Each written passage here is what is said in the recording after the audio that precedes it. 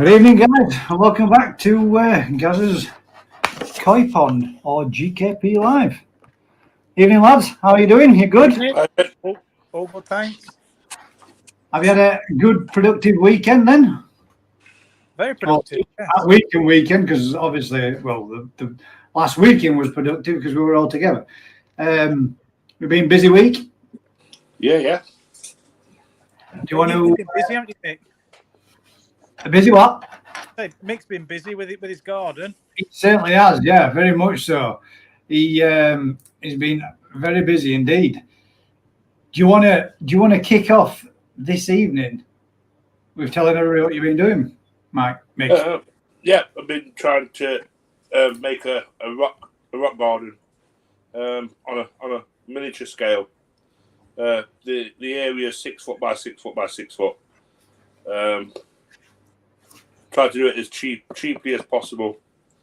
Like I say, the outcome with it, it's okay. Like I say, it's a work in progress, I think, still. But yeah, all in with like the few plants I brought, it cost around £100 to do, which up to press that, yeah. Up to present day, yeah. And like I say, that mainly was the free plants, 4 plants I brought. So that's not so the majority of the rest of the stuff from your foraging expeditions, yeah, and from the materials that you've got from like B&Q, yeah, cover houses, that kind of thing, is what you've been up to press spending on what you've done then, yeah? Yeah. That's not too bad. That's pretty good. Isn't it? Like the slate and stuff. Yeah. Oh, yeah. Well, yeah, that would have been slightly more expensive if you'd have had to do any of that kind of thing. Oh, yeah. I mean, it was kindly donated by Daz's Koi Farm. The path was, and it's in. It looks good. I've got to admit, Daz, you donated it for him. We loaded it into the boot of his car last Sunday. Was it Sunday or was it Saturday? Was it Sunday? Sunday, I think. Yeah. Sunday, wasn't it? And he went out of a day with Steph in car, and he were doing a video call to me as he's driving down the road. All you can hear was this clatter as all the car still rattling around. Yeah. I've got to admit, it does look good, mate. I mean, I know you've still got a lot to do, and you've still got a lot of work to do, but it does look exceptionally good, mate. I've got to add, you should be proud of what you've achieved so far. Thank you. Because it's difficult. This is the thing when a lot of people do ponds and do gardens, they don't realise just how long it takes, for example, your plants and everything to get established and look like they should be there without looking like the brand new still. It's a long process. That, for example, when we were talking overnight about the Japanese ace that I've got aside of my pond, that's been somewhere in the regions of hello. Well, sorry, I just saw a comment from somebody that come in there. That was surprised me. It's took about 9 years for my acer to get to, well, it's not much more than 2.5 foot tall, but I don't know if it's a miniature one or not. I can't remember anymore. It's a slow growing variety, Gaz. Yeah, it's still got it's in the shape that I want, but I still need to pull the canopy back around. So I'm going to have to wire one section of it, because as we got some heavy winds last year, it blew one section of it more facing that way, and it stayed in that position. But it's still supple enough to be able to bring back round. So there's still some messing about to do with it. So I'm going to imagine you're going to enjoy, tinkering around with it, mate, for years to come. And the little bit that you've done is also, it's very similar to, what do they call the gardens where they rake the patterns into them? And so Zen garden. Zen gardens. That's what it is. That's what it is. It's cross between a Zen garden and a rock garden. Yeah. But it'll still, you like I say, you can still put and change and mix it up and do different things with it, which is pretty cool. And I have got a little bit of a clip, so we can have a quick look at it and have a see of it. So I'll go through a few of these comments first of all before I get too far behind. And then we'll show you a clip of what you've been up to and what you've been doing. So, first of all, Jamie, we've got a hi guys. How you doing, mate? Good. We've got an evening from Mike. How you going? We've all just been having a chat with Mike earlier on. Hopefully, at some point, maybe in the near future, we might be able to encourage Mike to have a little bit of a go, but slow steps, small, bit by bit, let him get comfortable with what he's doing. We've got a waving hand from Koi Beginnings. How's it going, mate? You good? We've got a cupcake from Vince. Hi, Vince. We've got a hi, Mike. Hi, Mike from Twisted. Hi, Mike D. And good evening from myself. Evening, Vince. Evening, Garrett.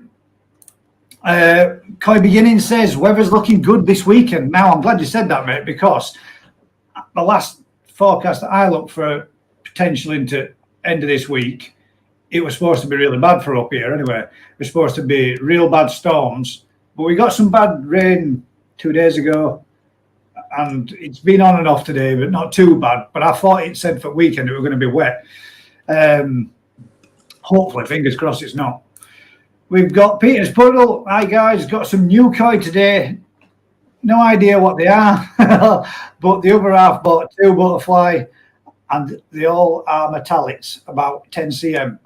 If you've got any pictures, share them with us, people. See if we can give you some identification. And the next comment's going to make you laugh. No, not butterfly koi. There's nothing wrong with butterfly koi. I love them. I do, I know, mate. I do like them, and I'll tell you a good thing about them. I know I've touched on this before, but before I go any further, we've got Lee Hadfield with a big hello. Hi, Lee. Good to see you, mate. Glad to see you join us. New face to the GKP Live. Red Cap Cupcake from Twisted. Hey up, everyone from DT Koi. Evening all from Hertz's Koi. Oh. Hi all, how's it going from Hillside? Sorry, Vince, Sarah bought them, but when I finally build my second pond, they won't be going in. Oh. Well, I'll give you a tip, Peter, just so you know. Apparently, as you do in tropical fish, get what's called an alerter fish. Ones that will tell you when there's something wrong with your water. Well, from what I've been told and from my experience, it's the same with butterfly koi. You tend to get little bloody type veins running down the pectoral fins if there's ever anything wrong with your water. So a good indicator fish to tell you if there's anything wrong with your water. So might be worthwhile sticking one of those in there too. We've got a Peter from Twisted Koi with crying and laughing faces. Jamie says, I've been treating for flukes. Did a 50% water change. Treating with fluke solve. As a steep learning curve, never use prime when treating with fluke solve. Never use prime. You might have to elaborate a little bit on that one. What do you mean? Never use prime. What do you mean by prime when treating with fluke solve? As in Amazon Prime or no prime? It's a water conditioner and bacteria. Ah, right. It is. Elaborate then, mate. Again, just let us know why. What happened? What did you find out? Because that's not anything I've heard of before. It kills ammonia as well. That detoxifies the water. So what effect does it have by using fluke solver? I mean, I think fluke solve has got flubendazole in. So yeah, it does. Yeah. Yeah. So not another combination that you should use. Yeah, I think there's some active ingredients in prime that do make or mess about with the water chemistry a little bit. All right. Well, there we go. What happened to you, Jamie? What happened with yours? We've got a DT Hillsley Hertz from Vince. We've got evening all from Jack Koi. We've got a high Twisted from Hillsley. We've got a hi Jack from Twisted. Pleasure to be here, guys, from Lee Hadfield. Thanks very much, mate. Appreciate it. Thank you, mate. Abominations from Vince. Not everybody's cup of tea, but I do think, personally, I do think as they get good and the long beautiful, especially on a nice. I don't know. I think A Puricina. yeah, or a platinum organ looks stunning. I mean, I can show you some pictures that I've seen on YouTube of them in 60 cm, and they are utterly beautiful. I mean, all right, not everybody's cup of tea to go with a koi, but a pond full of them would look nice. Yeah. My name's actually Pete. Channel is named after my late son. Ah, right. There you go, Jack. Jack, Pete, after your late son. Oh, that sounds. Sorry to hear that, mate. We've got laughing faces from Vince, and that's the abominations that is laughing at Pete. So we've got on the upside, I've got a large viewing dome. It's fantastic and a lot cheaper than a pond window. So is that like basically a little dome that you can put in through the front, so that you can stick your head in there and have a good nosy at it? You float it. It's got polystyrene. Oh, that's right with you, yeah. So that you can, it magnifies your fish underwater so you can see it. I think Vilene. I preferred the idea where you can stick your head in. That sounded more entertaining for me. There's someone near us. They've got one in their fence, so the dog can stick its head in the bowl and look when people are walking past on the path the other side. Yeah, I think Vilene make them. If I'm right. That one made DT laugh. Amazon Prime. Well, don't know it all, mate. I think it's a water conditioner. Cheers, Vince. Thank you very much. It is. Ash says Prime is a water conditioner. It's not something I've ever used, a water conditioner. Maybe I should give it a go, because I've never actually used any of them at all at any point or any time. But very good. It's very good. Very nice. No, sorry. Very good for tropicals. That saying is stuck in my head. I can't get rid of that saying now since we went to Poland. That's all that you heard everybody say. DT Koi, sorry, had to dash, but back now. No problem, mate. You're all good. I'll be Mocha. How's it going, Lee? You good?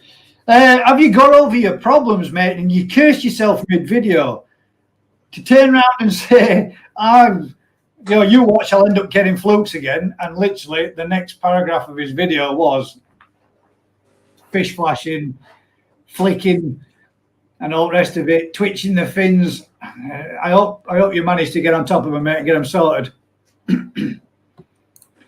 It is, Vince. I've used it a bit. You're right. So it is. It's a water conditioner. Oh, that's that abbreviation again. Come on. We'll pass on that one. Thanks, Lee. Seachum Prime, because it's an ammonia and metal binding water dechlorinate. It took the what? Press what? What the hell's that say? Quantwell. Yeah, took that out of the water. So basically, the water, just water. My time and money. We wasted your time. Waster. God damn. I mean, I struggle with reading it, it is, but this is getting even more and more difficult. Basically, just wasted my time, money twice, but won't be doing it again. Did you get rid of the parasites, though?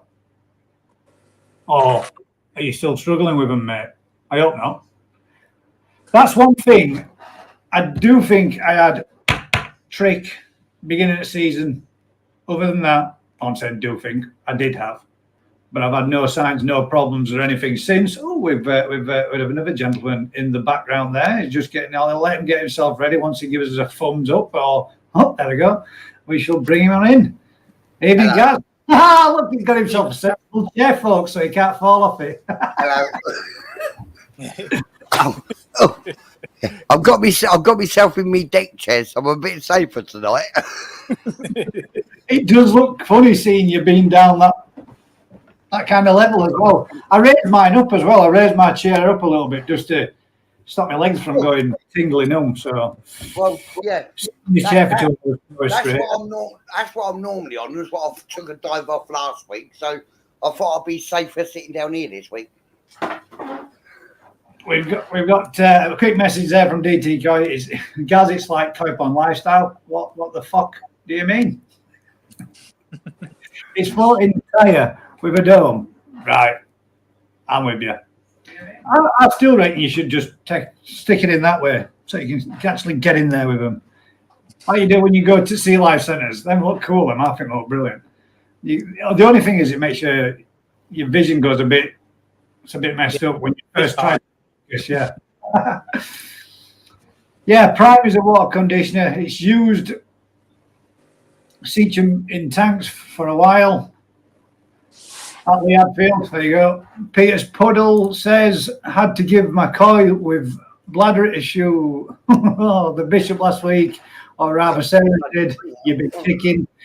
Proud of her for doing it and putting out of his misery. Mate, and to touch on the same thing, I've got one too. She's been a little bit lethargic, and I noticed her hanging around the bottom a bit. And I brought her up to the top, and I let go of her. I had a look at her. She didn't see nothing wrong with it. It doesn't look like there's anything wrong with her. And she literally dropped straight down like a brick. So she can't obviously increase her buoyancy.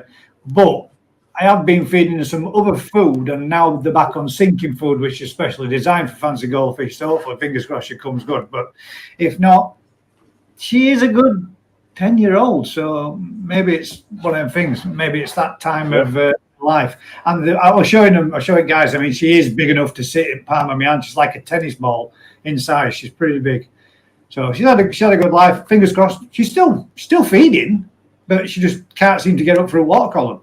10 years about what you expect to get out of a fancy goldfish. That is there. 10 years. So she's had a good innings.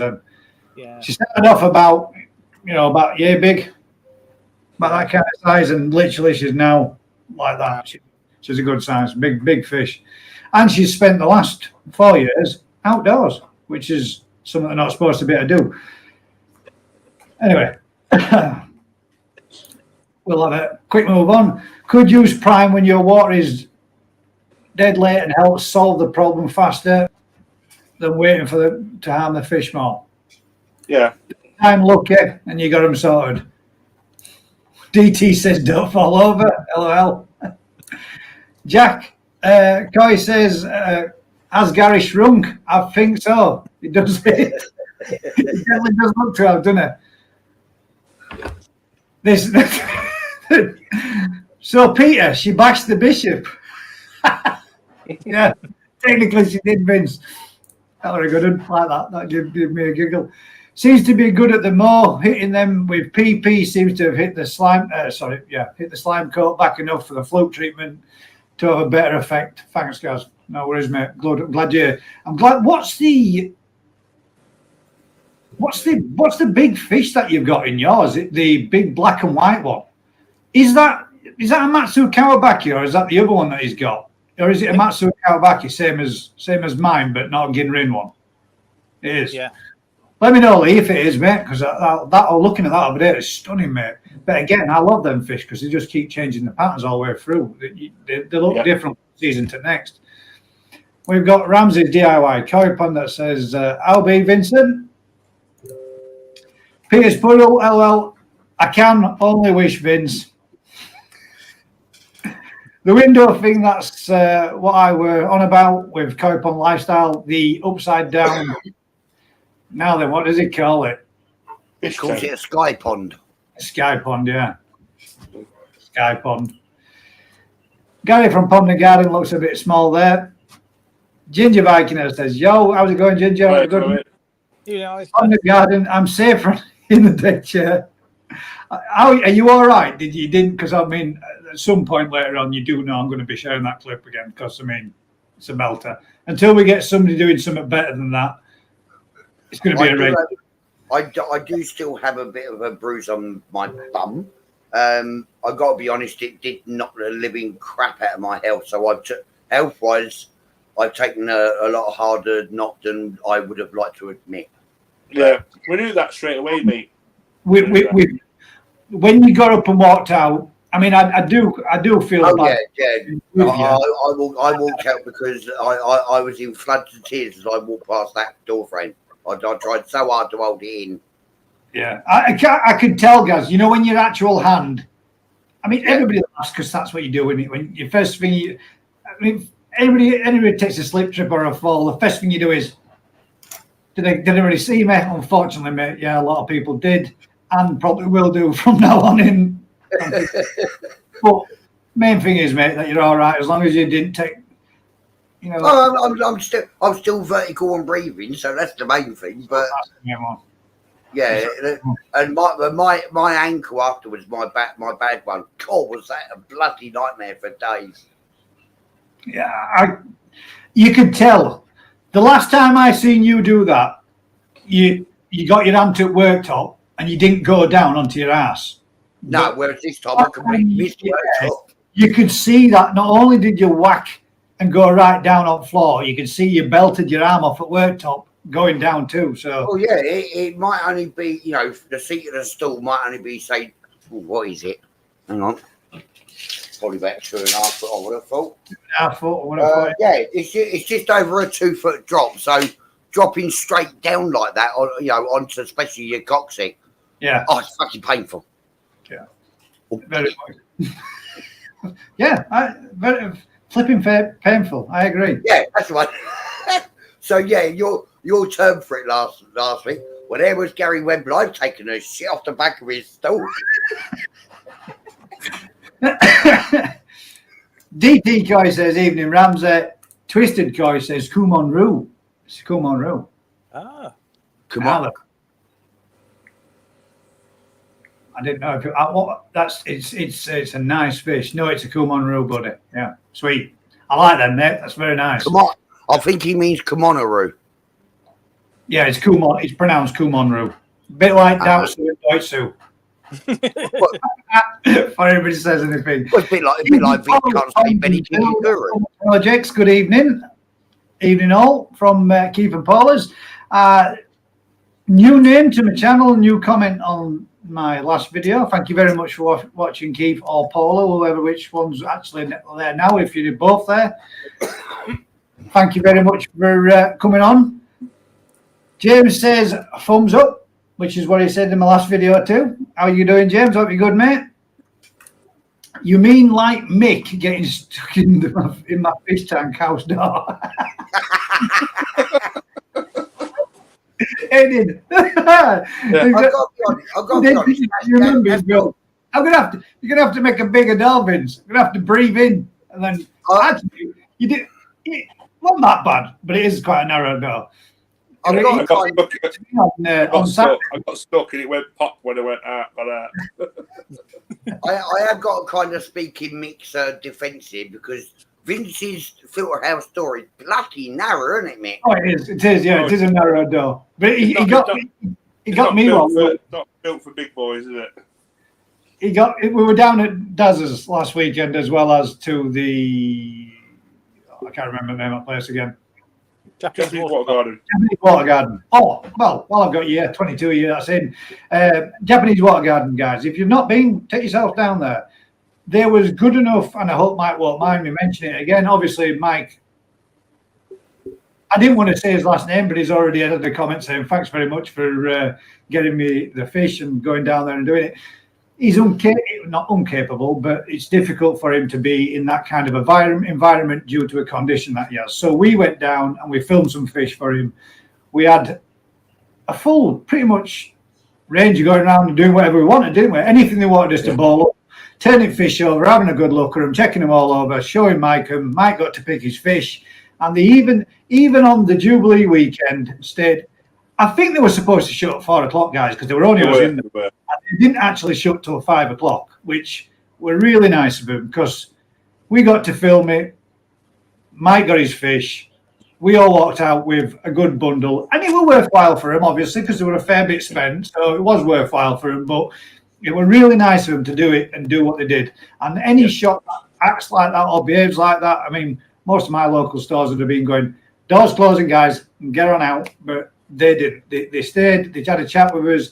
They showed us fish. They had a chat with Mike and sorted him out with what he wanted and what he was looking for, didn't they? Which hats off to you guys, owners of the store. I believe it's Lee, is it? Not the owner, Lee Calladine, but the guy who owns it is called Bernard. Bernard.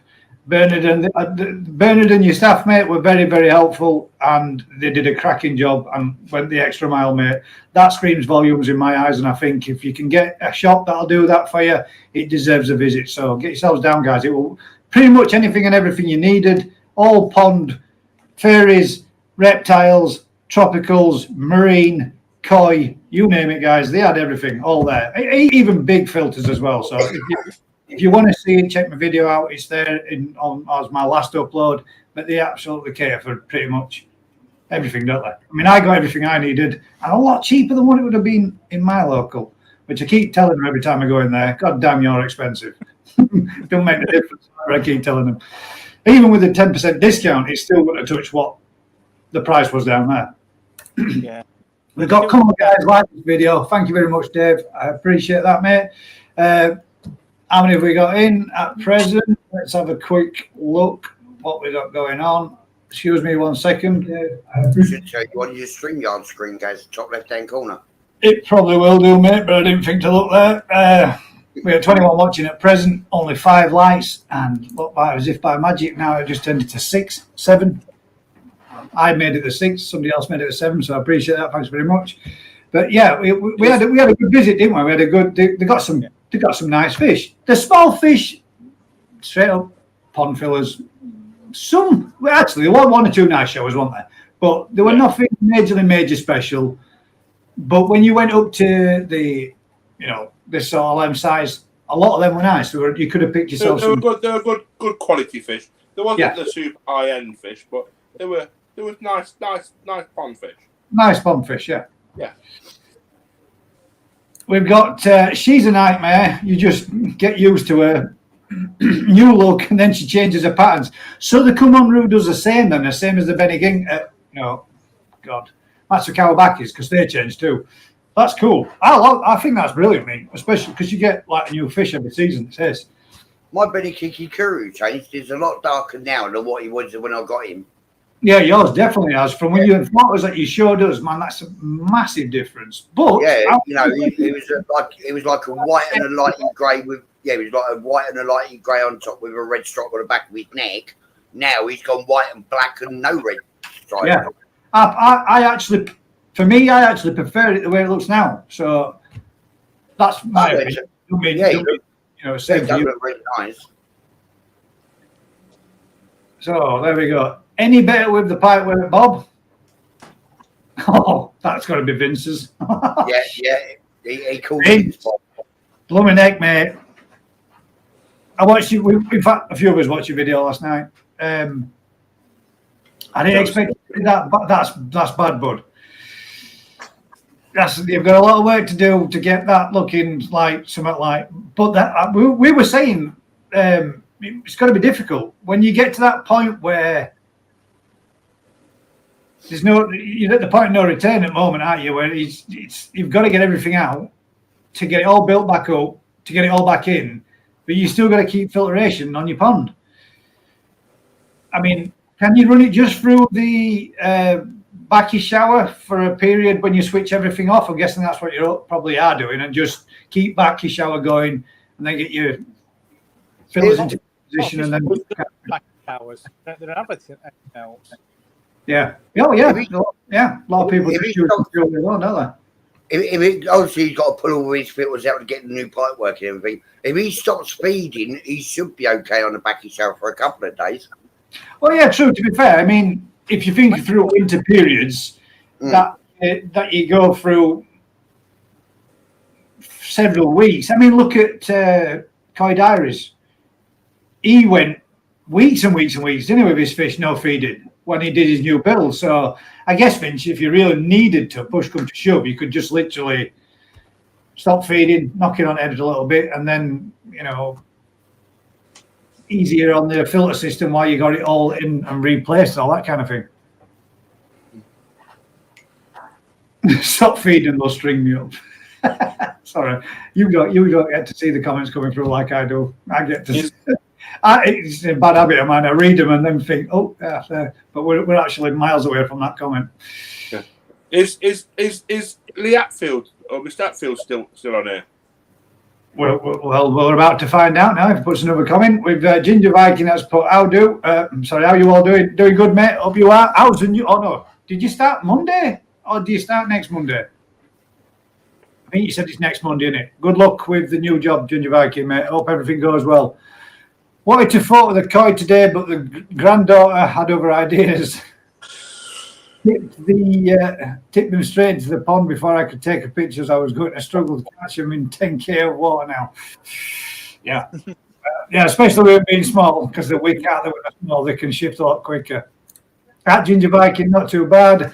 Getting a bit excited about the future show. What about you? DT Koi, mint. National has just cleaned the kitchen.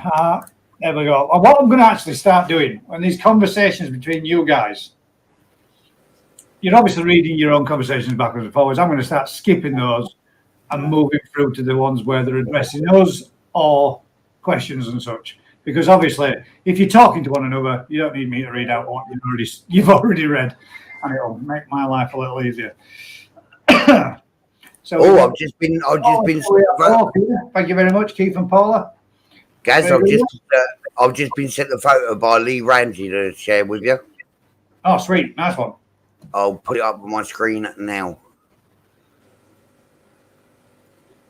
It's along now.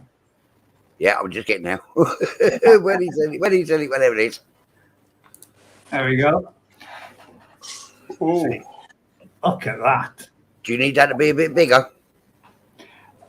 Well, I mean, I can see it clearly enough, but it might be a bit better for everybody else out there if you can go a bit bigger with it. Bear with me 1 sec. Grey background. Open up your daft backward thing. There we go. Look at that. Yeah. That's nice. It's in a purple bucket by the look of it. Yeah.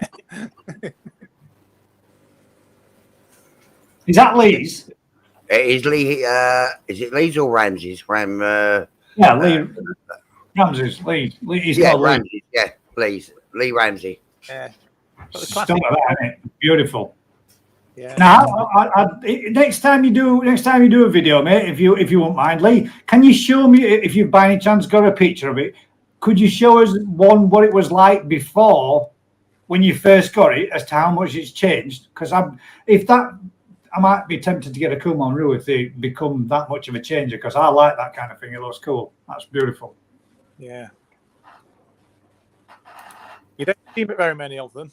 No, exactly. That's the type of thing I like. I like the fish that are different. I don't like your generic fish that look the same. Yeah. I like something a little different. So then, right. What we was talking about earlier on was what Mick's been up to and what he's done. He did a little video for us today, and it's a working process, guys, obviously, but we wanted to share, and I will be going down at some point to do a pond visit and a filming of Mick's garden and his pond, the changes that he's made. Because I will say this, mate, and please don't take it the wrong way, pretty much for what you've done this last week, it was the pond in the bottom of your garden. Nothing more other than that. Yeah, A grass area that your lovely little pup has torn up and ruined, as they do, as pups do. But he's seriously made a big impact on it. And I think if I have a quick look at this, we should be able to show you what he's been up to. This is only of the new, what was the garden area called again? The rock garden, Zen garden type. Zen garden area. So I'll put this up for you guys to have a look at, and you can let us know what you think.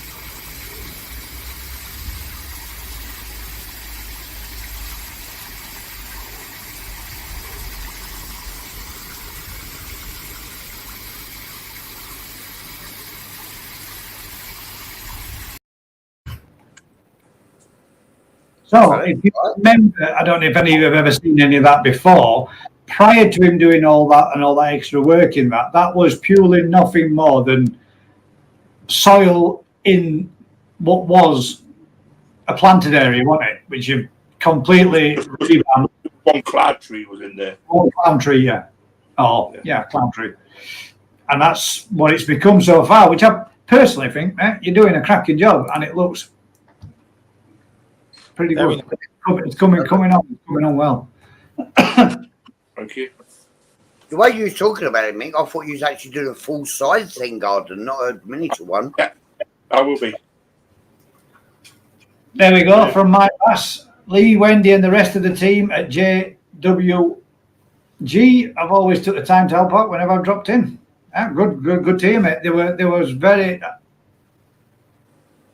never got a fish. Sammy did. Sorry. Right. Mike Bordeaux didn't technically get a fish.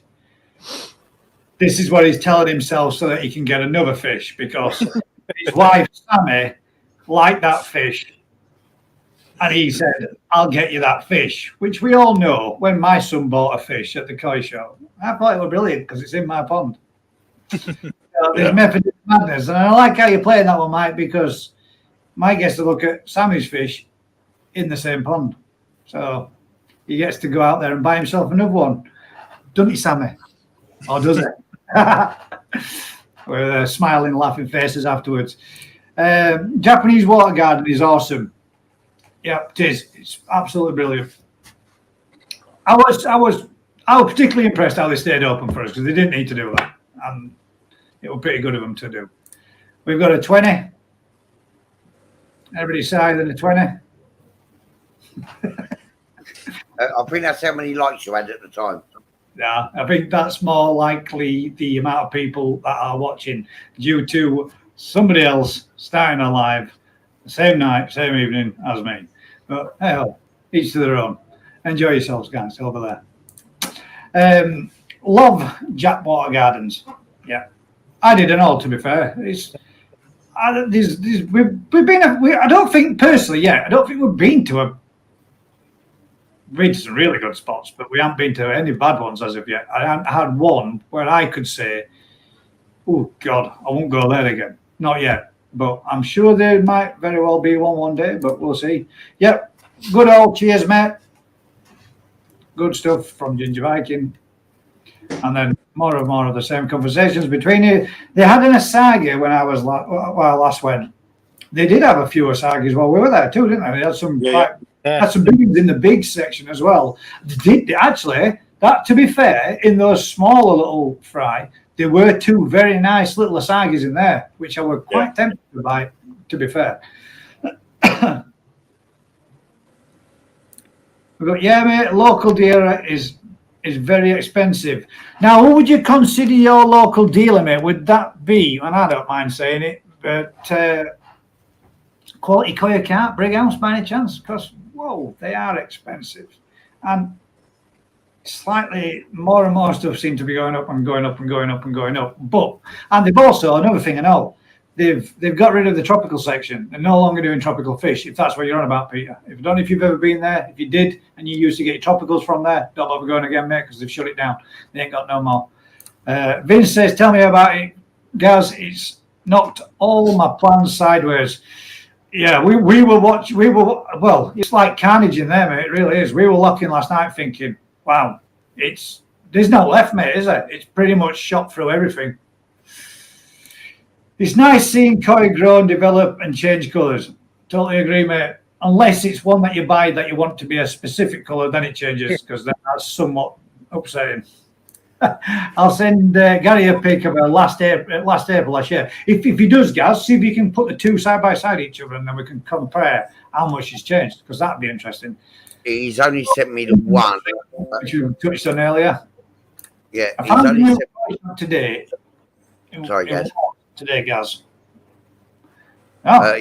He's only sent me the one, which is what you just saw. That was April 2021, Xmas 2021.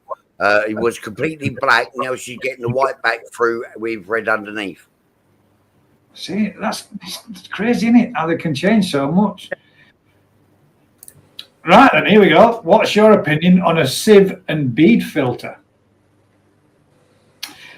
Well, I'll let somebody answer. Let somebody else. What?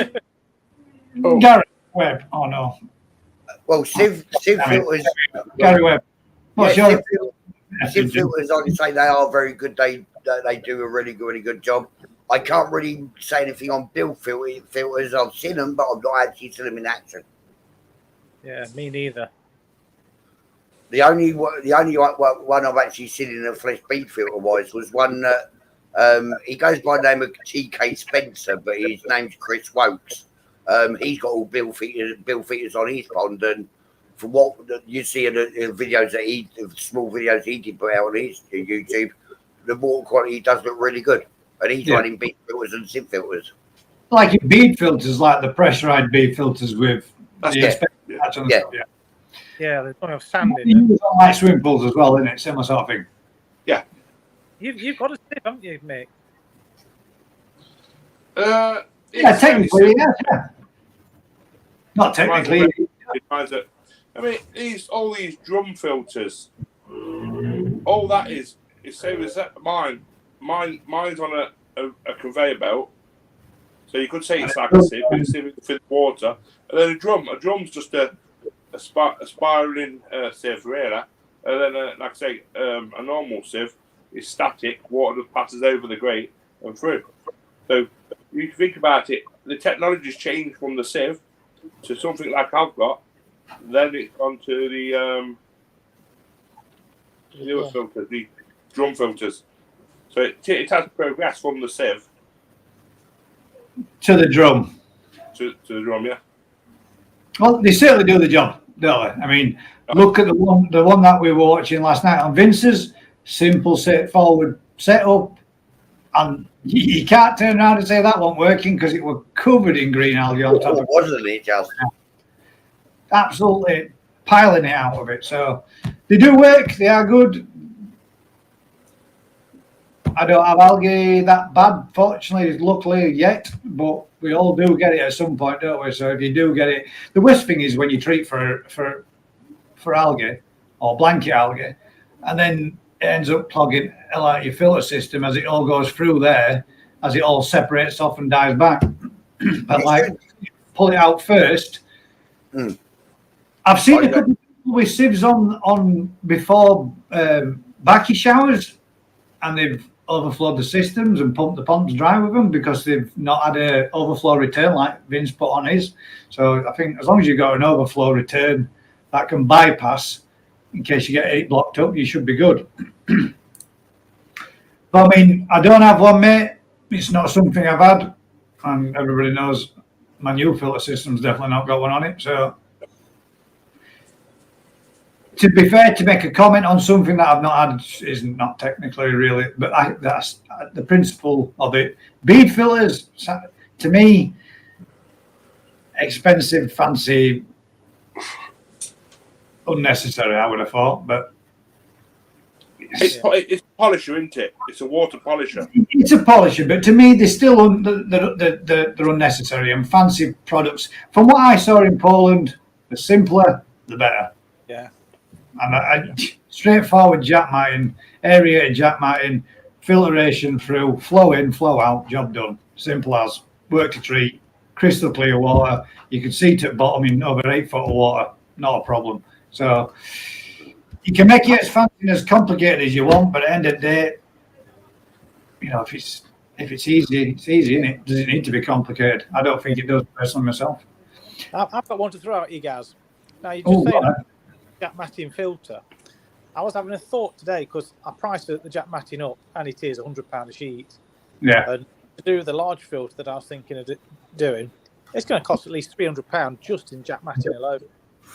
And I thought, well, jack matting is just strands of plastic, basically, isn't it? Yeah. Then I thought, I've got an awful lot of AstroTurf offcuts. So I was thinking, maybe having a go, doing a filter with sheets of AstroTurf laid in the filter to trap the fines and the debris. Yeah, but won't that have retardants on and stuff like that? No, it's inert. there's nothing on them at all. End of the day, you've got them big barrels, haven't you? You can bang them in there and see what flow goes through it like, and give it a try, and just set up a test dummy run and see what it does. And then I suppose it's a case of banging it in and trying it. You never know, you might have found the next new media. That's crazy figures. You know that what Jack Martin was originally for? It's for under roads, wasn't it? Yeah, under road surfacing. Road. Yeah. Before the tarmac it, which is nuts. Yeah. Well, I put a sheet of the AstroTurf in the bottom of my spawning pool last year, weighted it down so it stayed on the bottom for the fish to spawn on. It seemed like a good idea, but it trapped that much crap. When I lifted it out, I could hardly lift it. It was absolutely caked in muck. So if it catches that much muck, that's what made me think, maybe put it back to back and make a filter media out of it. It's back to back, so you've got the furry edges exposed both sides. But will it allow water to flow through it? It should. It's perforated with holes. Oh yeah, there's holes all the way through in it, so it can see. Yes, for drainage, it has got drainage through it. Yeah. I mean, you might get some resistance as it's doing it, but I mean, wow. For science. So, the water goes through them rather than hitting it square on. Yeah, worth a try anyway. Definitely, definitely worth a go. Vince is saying there's not enough holes in it. But there's no. Back it the other way, so the water blows through the layers rather than hitting it flat straight on. So if you put it if your flow's coming in like this, you put it on an angle so that you get glancing, so it's catching it into the actual graphite. Yeah. Got to be, if you've got plenty of it, it's got to be worth a try, isn't it? See what it does. Yeah. Peter did say that he found a new shop, but he actually changed that again there to he found a new shop in White. Have to let me know, mate. Send me details so I can possibly pop along and have another look. I have a question on fiberglassing. Fire away. What's your question? Ginger Viking says, "How's the new fish, Daz?" Which one? The one I bought last weekend. I don't. Fine, yeah. I've not lost any, so whichever fish it was, yeah, it must be doing fine. Well, how's the new fish? The new fish that I picked up, Ginger Viking, last weekend, is doing really good, which might bring us on to the next topic. But I'll give a chance for these other questions that were just coming in. But Ginger Viking will come back to you on that one because there is a topic that we need to bring up and discuss for Daz as well. DT Coy says, "My new show, Gary, laughed my ass off. Wink, wink." DT Coy will be starting a new show. I believe he's going to be taking over from Gary Webb's show on Tuesday nights, and I think it'll be 7:30ish. Is that when yours was, Gaz? Yeah, David's going to do his first show a week this Tuesday coming, so not Tuesday coming, week after. So there we go. For all those who are interested and want to watch, swing by DT Coy's channel and give him a sub and pop round and have a look at his live show that he does himself. Fingers crossed, all goes well for you, mate. Good luck, bud. Just remember. Dave has put a short video out on his channel asking people for ideas of what you can do, so that's on his channel now. There you go. I might actually put one of them on mine, asking people what topics they might like want to discuss or talk about, or we could just carry on winging it like we do every week. That's all right. I just wake it up as I go along. Well, that's it. At the end of the day, mate, I'm just as happy to sit here and talk between us four of us, and if people enjoy listening, they enjoy listening. What's this one then? Keith and Paula. I know everyone has their own opinions, just looking for advice. As in fiberglassing or going with a pond liner or going with whatever you choose to use, either the slightly cheaper pond liners that are available now. I'm guessing you wanted to know what people's opinions are on fiberglassing. If that's the case, if I could afford it, I would most definitely add a fiberglass pond, but I can fiberglass. I have done it as I'm an ex-panel beater and paint sprayer, so I know how to do it, but I just know you've got to be fast and pretty quick. And I'm a bit too meticulous to do that kind of work because I don't like to rush anything. So I'd probably end up in a right mess of rock solid brushes and rollers and all that kind of carry on if I had to go. Jamie says, this weekend I've been making a guttering sieve from a pond, basically a long length of guttering and a long rectangular piece cut out with fine mesh stuck to it. Have to show us, mate, next week when you come on and we do it live, see what we can have a look and see, let us know how it worked, how it went out, how it worked out for you. That's a lovely koi, got to agree, it definitely is. Vince says, I've got my front pond and it's hard to find a good one. It's taken me years to find mine, guys. Yeah. So you've got one or two? You've got one as well then, Vince? Nice. I think Matt just popped to Vince's, borrow it. All these, borrow his, because his is really nice. Must have took ages to build that. Build what? His garden, I'm guessing. It's actually not took, if that's what you're talking about, mixed garden, it's not took as long as you think, mate. And I'm proper super proud of him for doing what he's done, because this week, both he and his wife have grafted. And they have grafted. He's been like this by end of the evening. Yeah. Worn out by it. Ginger Viking says, looks mint, that does. Mick, yeah. Peter's Pond Puddle says, well done, Mick. I really do think, mate, and compared to what it was like before, mate, it is beautiful. And it was a bit of a wasteland, wasn't it? Starts to take shape and take a good hold, it's going to look fantastic. Mike says, looks ace, buddy. Pond looks pretty good. She's listening, guys. Stop him. He's dropped him in it again. Hopefully you like my pond, GKP, LOL. Yeah. Yup, devastated from Twisted. Twisted Koi, you'll get there, buddy. Mate, it's one of them things, Vince. It happens, doesn't it? All the best laid plans always come unstuck from time to time. At the end of the day, once you've finished it and you've got it right, it'll be right, won't it? Because I know how you'll do it. You'll do it and do a right job. Yeah, quality koi, mate. Quality koi. Yeah, been there. HD1 today, and the one in white for the first time. Yeah, I bet you were disappointed with prices at. Oh, you've been to HD1 Aquatics. Yeah, that one's. They're pretty expensive as well, but the stuff is quality and the shop's quality and the fish and the stock is good. But quality koi. I've just been sent a video from Lee Ramsey of what his Komomaru was like in October 2020. I'm just putting it onto my screen now. You'll get it up and ready then, mate. Hi, Carl. How's it going, bud? We've got a hi, guys. Hope all's good. Hope you're well too, mate. Wife and kids. Let's bring this one in. Take that one out. Oh, that's nice. Wow. Could have been the sumi on it. Bloody hell. Yeah. And that was October 2020. She's changed her, hasn't she? Quite a lot. Yeah, lots. The black spread a lot further down now, isn't it? Yeah. It was like then. I think it's brilliant, that. Yeah. How they change as much as they do. Thank you very much, Lee. Appreciate that, mate. And then that was the one I showed you just now. That was last year. Yeah, look at difference in that. That's crazy. Beautiful that is. Yeah. I love the sharp contrast of the black and the white with the dark.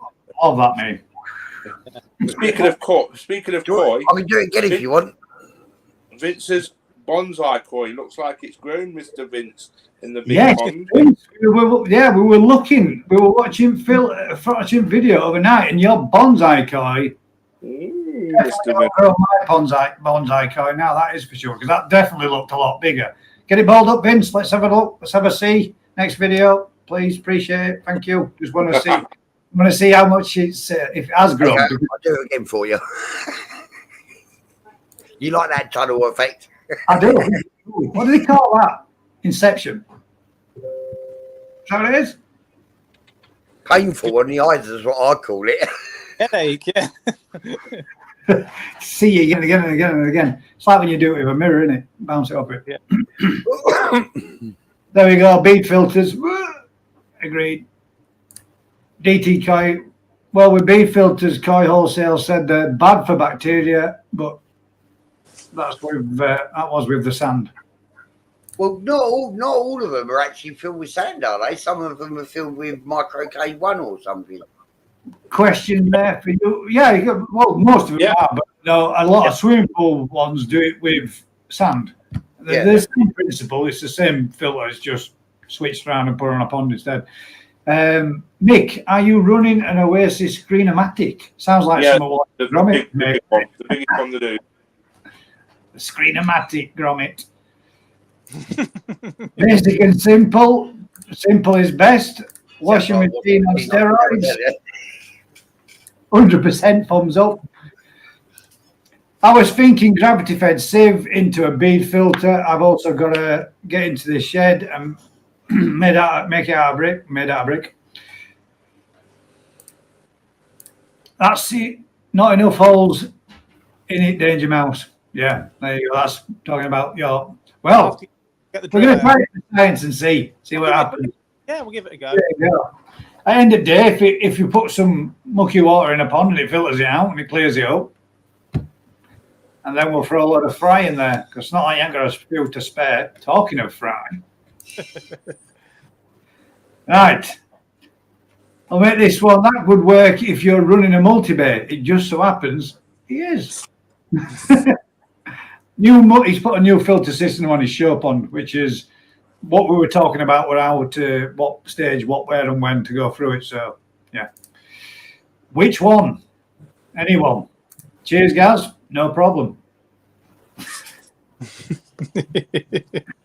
Blackadder does, Kelly. Evening, guys. Just popped in to say hello. Can't hear much due to the music, but I'll be watching on repeat. Thanks very much, Jack. Hope you're good, mate. Hope family's well.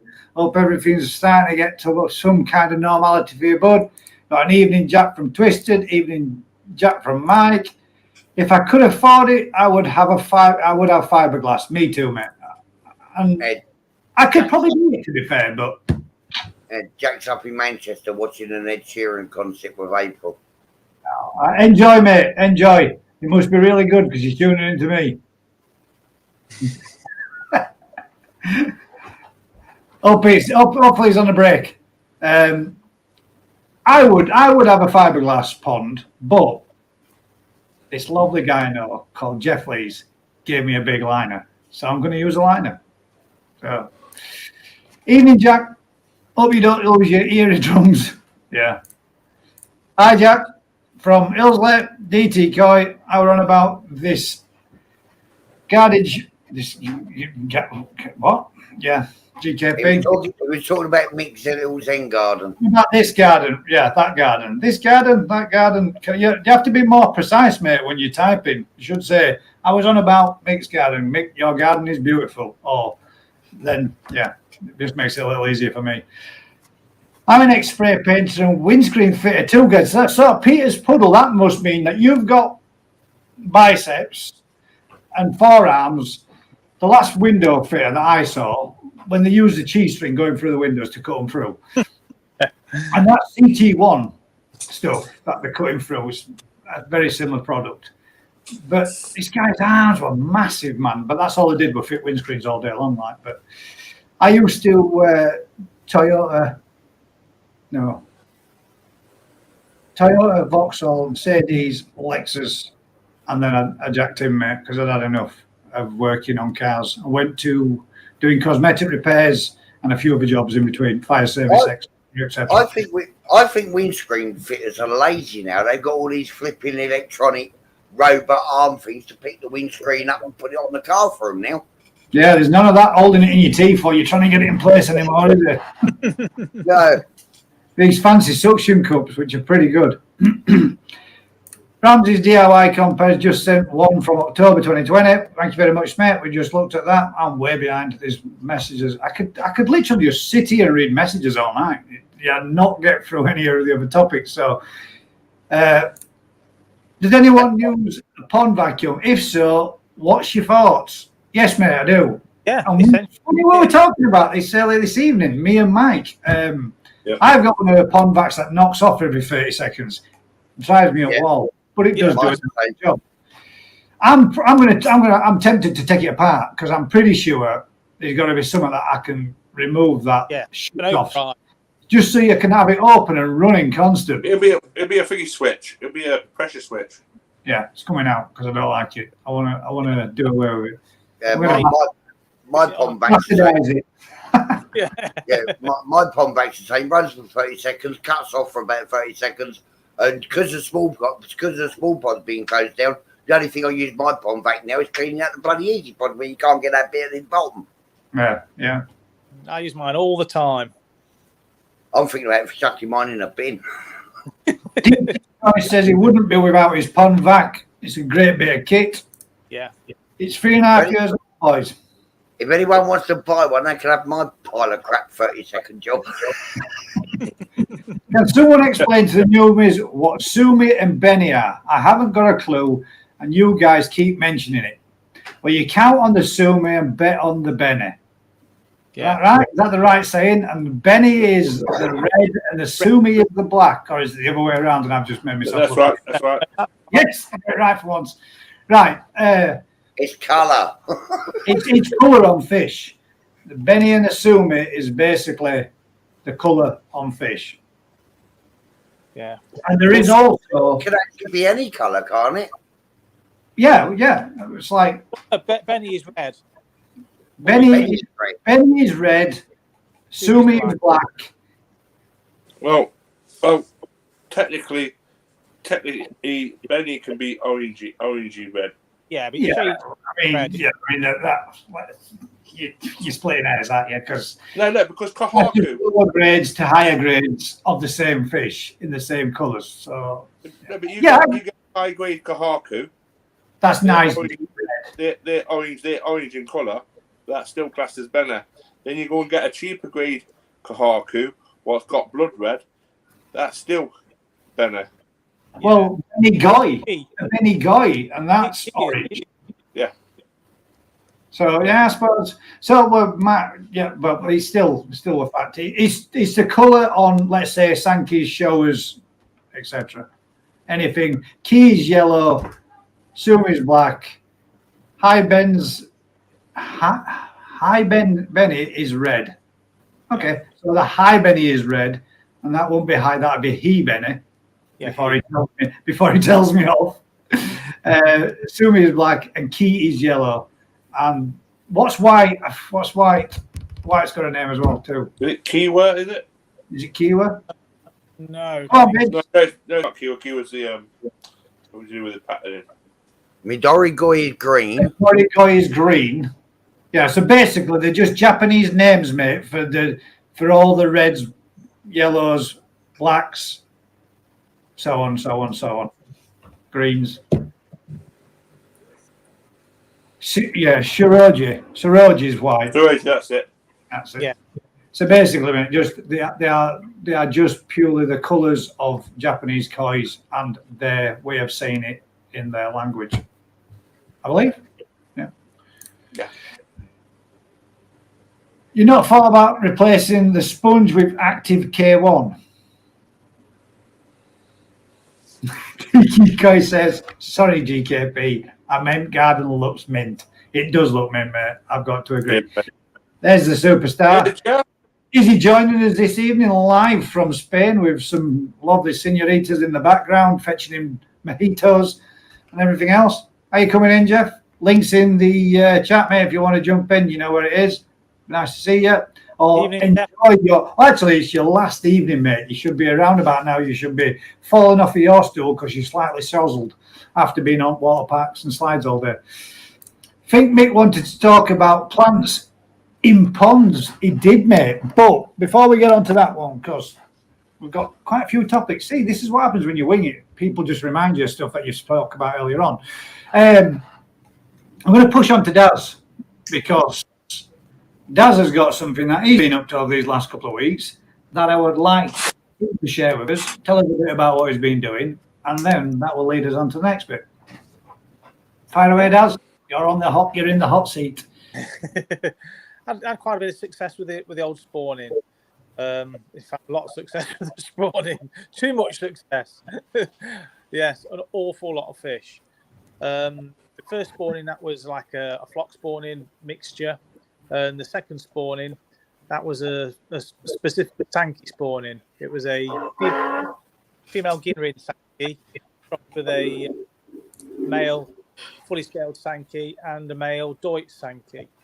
And they're all really nice fish, 3 and 4 step Kahaku pattern, and except for the Deutsch. Now that is a unique fish. It's one of the fish, and I've never seen anything like it. It's beautiful. So it's going to produce some really interesting offspring.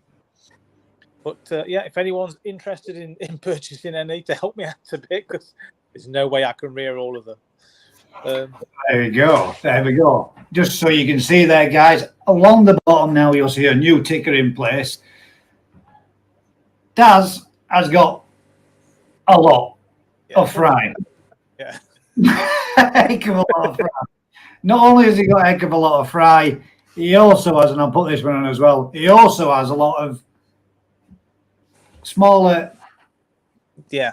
Smaller koi in a mixture of a few sizes, 3 to 4 inch pond fillers at £4 each, or £10 for 30, and A grade fish at £8 each for 4 inch and £15 for 6 inch. He's going to be doing his fry. I hope you don't mind me reading this out for you, Daz, but he'll be doing his fry at £30 for 250 mixed variety and £35 per 250 Sankey cross Sankey, including a Ginrin and a Daotsu and a standard Sankey, all pure full-on spawn, which was on Tuesday this week. So he's checked a fair few eggs. A lot of them are coming through as fertile. So he says there's as many eggs there from the last spawn that I had, which was a mixed bag, but a surprised spawn. But this new Sankey that he literally picked up on Saturday has spawned on Tuesday. But that was the reason why he bought it. If you see my video last time, you'll see the fish that I picked up and purchased, so you can actually see her. And you'll also see the male and the female coming out in a video for Daz on Friday this week as well. Yeah, it will be Friday. The one where we did and recorded with a little bit more of this information to show you some of the fry that he's got available too. Just to give you an example, now I can't get this one for some reason, guys. I can't get this one to show and work without it. It has no sound. So, unfortunately, it'll give you a rough idea, so you can see some of his fry and what we had. Beautiful fish, isn't it? Don't think you'll be able to hear that at all, because for some reason I can't download it without. But I'll share the stream so you can see some of his fry that he's got available in these 3 to 4 inch and the 6 inches. So I'll share this, let you have a look, see what you think. Anybody's interested, then the contact information and prices are there, and then anybody that wants to see the fry will be able to see them come Friday. But you can contact us if anybody's interested in any of them too as well. So let's get this brought up so you can all have a quick look at some of what he's got. These are some of Daz's fry from his last spawn, which if I click play now, you'll be able to see this is last year's. And if you wanted to see this in more in-depth video, this is the Daz's Koi Farm visit on my channel. These are the fry that he's selling on and moving some of these on. I wanted to make a bit more room for some. So if there's anything that you guys are interested in, please feel free to get in touch with Daz at that email address ticking across the bottom. But there is some stunners in there, man. Yeah. And I've got to say, this was 3-4 months ago. These fish are now. This is 6 months ago, mate. This is just before Christmas last year. Yeah. So the fish have developed since then, and like I said, a large variety of fish, isn't there as well, Daz? Yeah. And if anybody's wondering what that banging is, that's Jack hammering outside. Yes, he was working on the koi house for me. That's right, yeah, well, yeah. There we go. That's a little bit, just a little bit of a clip. If you want to see any more of them, you can see them. They're on my channel. They're on there on my list of videos and what have you. From first visit to Daz's Koi Farm.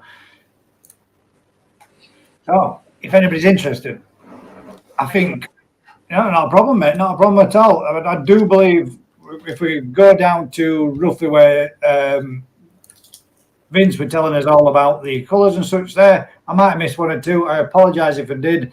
It's difficult to keep up with them all and stay on track. And if needs be, and I get to bomb, I will go back then and pick up on some more of them. We've got Daz, do you ship?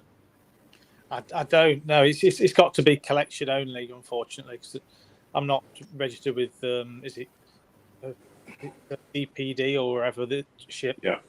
Unless they're in the Nottingham area and we could drop them, I could drop them off.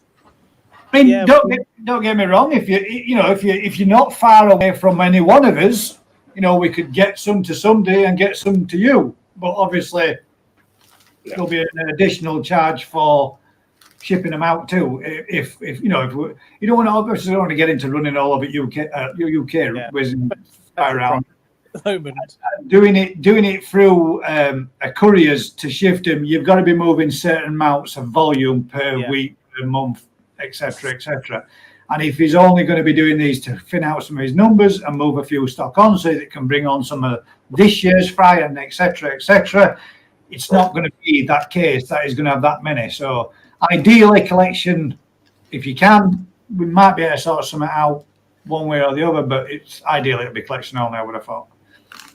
APC overnight are licensed fish carriers. Yes, yeah. But they normally tend to expect you to shift more than, like for example, Japanese Water Garden, they'll be shifting out because they've got fish on the website and they sell them on and move them on regular. They're not just going to keep doing the odd one pickup of a bag of fry and then 3 months later maybe pick up another selection of small fry, small fingerlings to move on, or that kind of thing. It's more of an account. Yeah, like a regular contract. Right, let's see what there we've got. Peter's Puddle. Me please, Daz. There you go. There's your first customer, mate. Yeah, no problem. And if he lives in Yorkshire, we're going to see. We'll see Daz. Definitely, Peter. You live in Huddersfield, don't you, mate? I'm sure you live in Huddersfield. Yeah, definitely Yorkshire. If not, what we could do, Peter, if you wanted some, I will be going down to Daz's in the very near future. I could pick you some up, mate, bring you some back over here. You can meet me here and we can switch over, and then I can spend Daz's money. You can transfer it like PayPal straight to him or whatever you need to do. But Jeff says, I'm coming down Sunday, so if anyone is around. Thanks, Jeff. Yeah, we'll be around. APC ship, yeah, we know, but I'm pretty sure that not many of them will actually ship. I think you have to do 10 boxes a week. Move them around as like that. I think there's got to be a minimum amount on there that you ship or shipping. So yeah.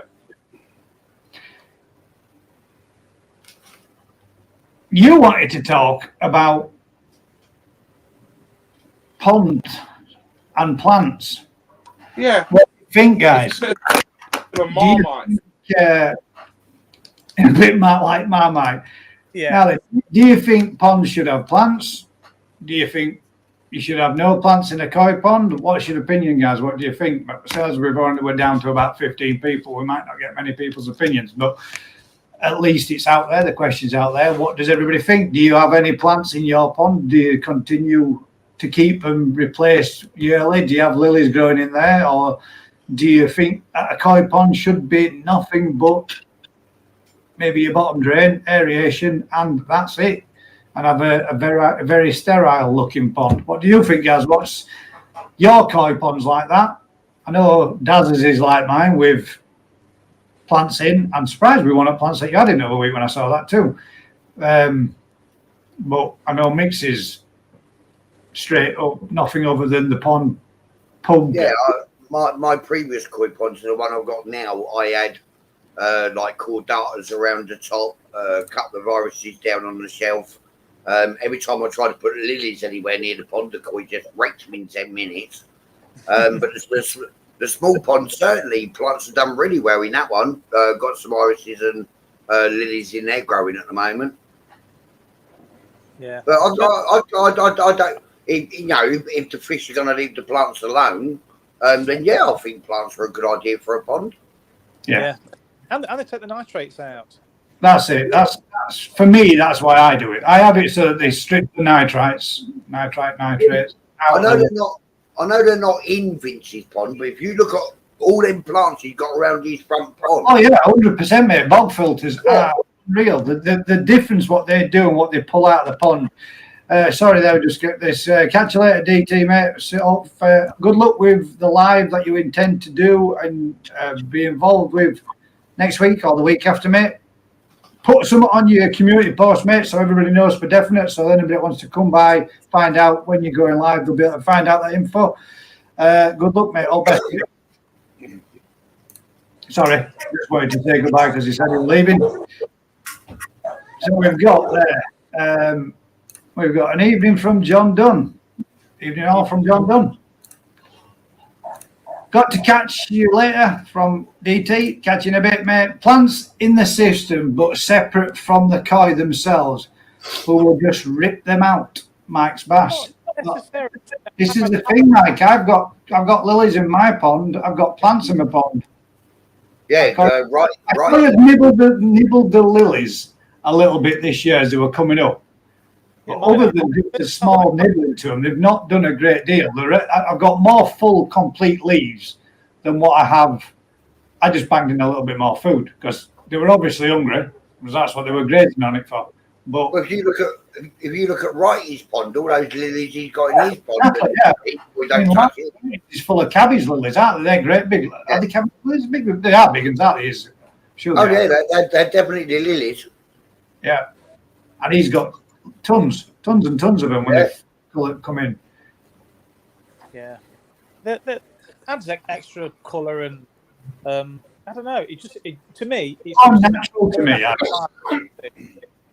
Yeah, I don't like a clinical pond. No. I don't think it's. But as we were talking about this earlier on, as Mike said, Mike turned around and said his opinion is above ground ponds, no plants. Below ground ponds with plants, which because it kind of I kind of go with that because it's a modern day thing, above ground, below ground, natural thing. But you can incorporation with your garden. Stylish plants on an above ground pond in a basket with no. Well, what I've done before is just put like filter floss in, let the plant root in that, and then hang them over with attach them to some wire so the basket just hangs on the edge.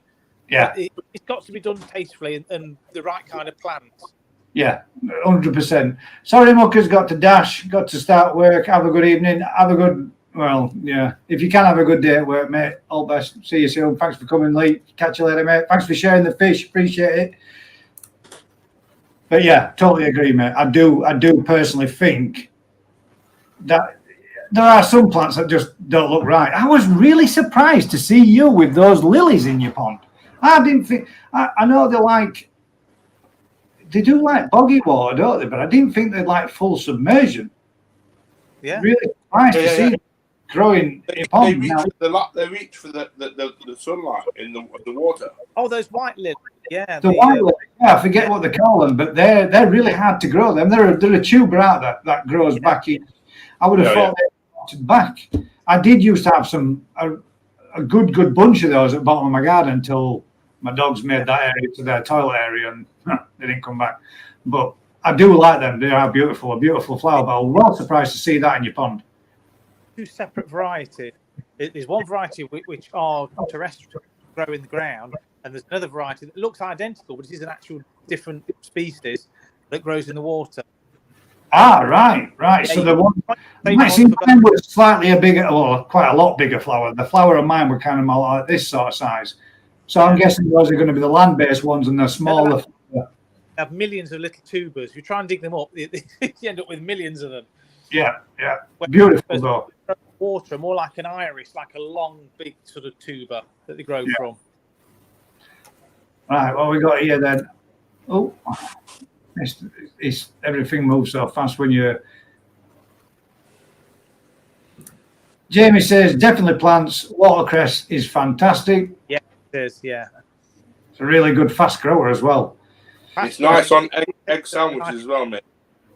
Yeah. Yeah, watercress is good for keeping your water clear.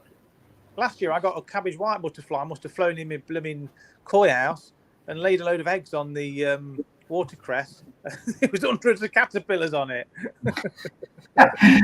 Peter, just to go touch back, Peter's Puddle Koi and Goldfish says, used to work for APC. No one of the directors could find out if you need any info. If you could, mate, see what they definitely do, that would be appreciated. It certainly gives us a little bit more of an 100% idea of what's what and what could be done and what can't be done. I would love some plants, but my koi trash them all the time.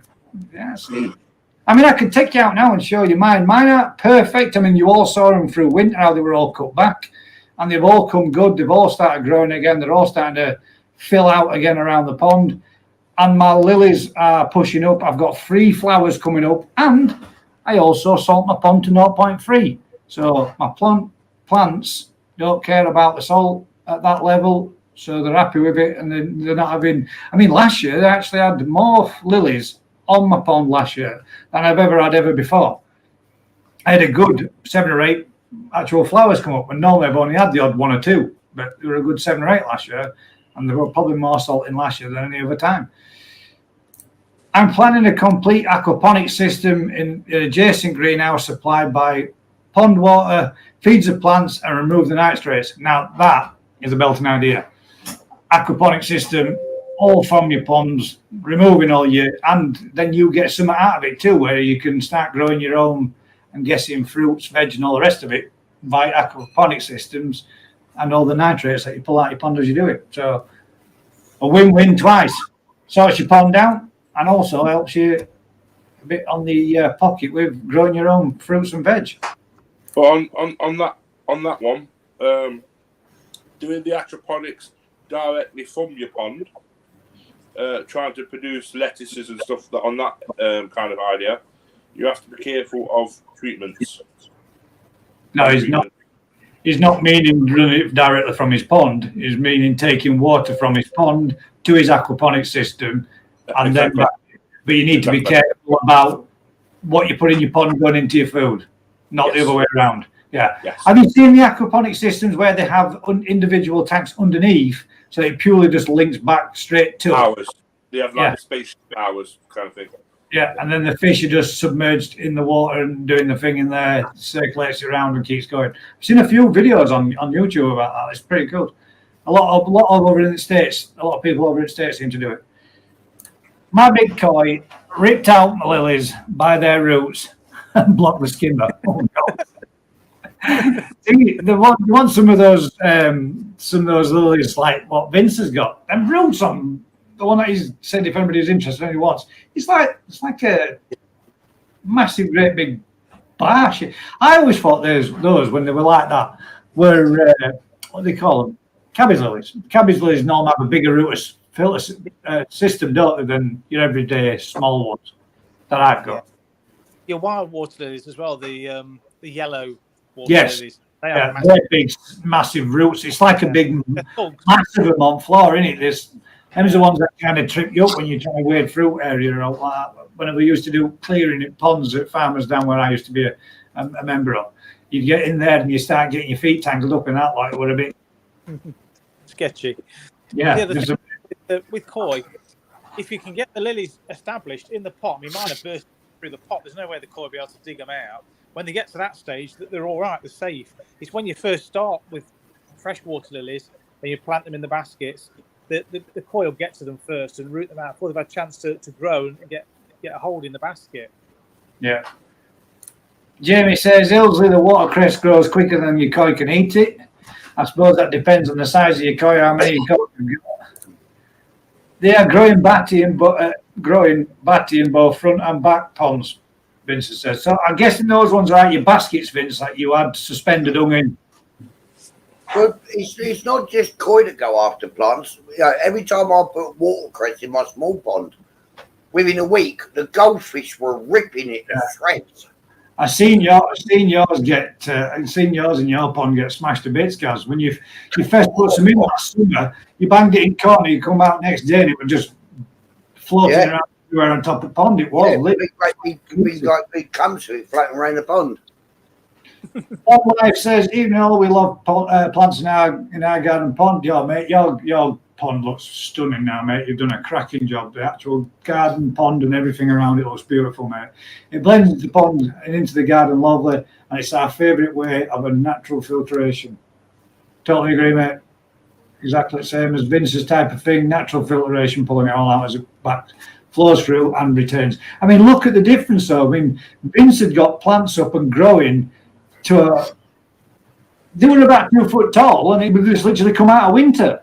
So it really does make a difference when you're starting to pull those, nutrients out of your pond and banging it through an aquaponics system kind of thing, or bog filter, whatever you want to call it. The same thing technically, aren't they, really? But my lilies is smashed to bits. Jimmy did not get the pots off them. It was gone the next day. Wow, if I have irises, watercress, and in a separate bog filter, stroke blade returning from skimmer sieve line. Yeah. Can't beat a bag of watercress from Tesco's. There you go. That's where you want to get top quality pond growing watercress straight from Tesco's. Other stores are available for when the day does come. 1,000 subs. Sandy PL cupcake. It's all these secret little combination bits and bats. Sandy P, which is Sandy Pollard, PL cupcake. You lose me half the time with all these bits. In the past, aquaponics was a success with my grow on tanks in the greenhouse. Sweet. Fecking huge, guys. Fecking with an F. Evening all from Carlos with a C. Evening, Carlos. Yeah, one of my recommendations. There's another subject. I have a slight apology, guys. Congratulations on the 600 subs. Thank you all very much to all the people in the last 28 days. That's all 78 of you who have subscribed in the last 28 days. It really is appreciated. Now, I had a theory. Get to 500, do a 500 subscriber giveaway.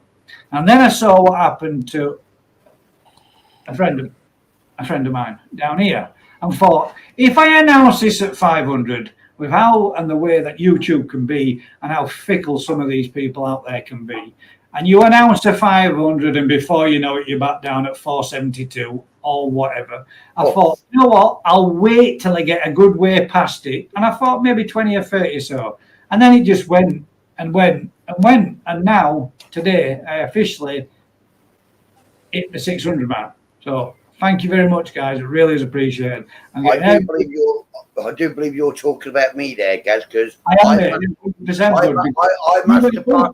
down, you went up, you went down, you went up, you went down. I just thought, you never know. If this happens to me and I get it all there, and I don't. I think I passed from 500 subscribers about 8 times. Yeah, I think you did, mate. And I know there are all these issues and these problems that are out there in YouTube, and rather becoming somebody that makes me look like a complete. Yes, I got past it, but I didn't think I'd get past it that fast, that quick, and get to 600. So I do have a 500 subscriber giveaway. I haven't forgot. It is still there, and it will still be getting done. It's just now going to technically be a 600 subscriber giveaway. So I will be getting 500 giveaway. Just call it a 500 plus subscribers. Yeah, I'll call it the 500 plus, closer to 600 subscriber giveaway. That'll be a catchy. Nobody will ever have done that before. You say that last week I was only about 30 away from the big 1K. Now I'm about 200 away from it. Precisely my whole point, mate. This is why I didn't want to go out there and get something, because I do want to put together a few bits and bats, but they're also going to be bits and bats that I'm buying myself. So I'm going to be buying one for me and one for the winner. So the things that I need, things that I want, the things that I would consider most people would find useful in pond keeping. So well, the way I went through 500 subscribers about 8 different times, I thought to myself, rather than do giveaways set on a certain number of subscribers, I'll just do a giveaway whenever I feel like it. Yeah. We've got a well done, you deserve it. Thank you very much, Pond Life. Appreciated. Twisted Coiger, congratulations. Thanks very much, Vince. Have we got any other topics to talk about? Yes. Vince's bonsai. Oh, yeah. Vince's bonsai. You never answered us, Vince. What's happened to the bonsai? Has the bonsai grown, or have you got? I know it's not your ISA shower, ISA shower, whichever. It's the Ancho shower. Yeah. So has it grown, Vince? He, she, whichever it might be. The Tancho shower, has it grown? Because it looked like it had grown on your last video. Speak now. Peace. Be nice to know. I'm saying it was 3.5 years old. I'm sure it did. But since it's gone in that pond, it does look like it's. Yeah, it does, because it's now out there in the tow side, which technically it shouldn't be in a tow side because it's way more than a tow side. I can say that. I've grown an ankle. Honest, for us, Vince, from the last time we saw it, it's noticeably grown. You can see that it's fair grown. We said it was last night, sorry. I can also say that Vince did in his main pond have 2 tiny little koi like that were about 1.5 years old. I had them for about a week off of him. One of our Facebook group members that lives just behind me has now got them. Yeah. Matt Bordeaux says the giveaway are Haribos. What? You mean, you've got no chance. My grandson is quite partial to a Haribo, and I tell you what, if you haven't ever tried them ones, the sour worms, sour and sweet worms. Go on, put it in your mouth on live. They are proper sour. They're well bad, but that's anyway, while I make my eyes and my ears laugh, one of these guys can have a quick chat with you about something. Yeah, I mean, all this about koi growth. I know we all say the first 4 years are the growing years. Man, they're wicked. Sorry. But I well remember there was a £30 mirror. Oh my God. that shot up to £50. It stayed at £30 for years and years and years, and all of a sudden it just shot up, nearly doubled in size. So obviously, there's exceptions to the rule. Yeah. Well. I think sometimes they just get to that stunted stage, don't they? And then they go for it. They actually just make your eyes water, them figures. They're well sour sweets, them. I think I can do. I can't wait till my grandson comes home. I can give him one of them. Brilliant. You fall out with that pot of sweets for sure. Yeah, I agree, Daz. I think sometimes it just.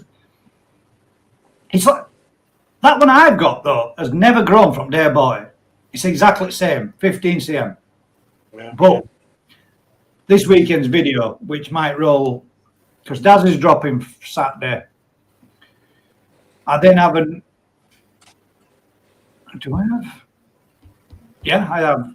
Daz is dropping Saturday. The parts that I picked up when we were out shopping with Mike to drop. Maybe Sunday. I'll then have my Jack Matting arrives tomorrow for my first filter bait. I'll then be going down and see Daz and picking up. God, man, that's disgusting. And then hopefully I'll be getting some media from Daz, and then we're taking a trip out to go see Mike the following week. Now then, no, won't be the following week, will it? It'll have to be week after. What date is it this weekend? I thought we was going to growing show. No, then the growing show. Then from the growing show to my so there's a fair bit of content to come. But I've got ones to drop. Yeah, sorry, Vince. I'm just reading yours. I haven't got any of it yet, mate. I'm gonna. That's what basically what I'm getting on to now. This weekend, I'm going to be doing a bowling up to see if there's any difference between the sizes of my fish. From, I don't think I bought them up and measured them last year. I think it was the year before. No, it wasn't. It was last late spring, early summer last year. And my karaku was 47 centimeters, and it was a male. And now it's slightly bigger, and I think it's a female. So I mean, that's serious growth and sex change in 12 months. Not many fish that can do that. It definitely looks like she is plumping up, and I reckon she might be holding some spawn. So I think it's a female now. All this time I've been calling him he, and it's technically a she, or might be one of a she. Yeah, Vince, if I don't know if it'll disconnect me, maybe it could be worth a try.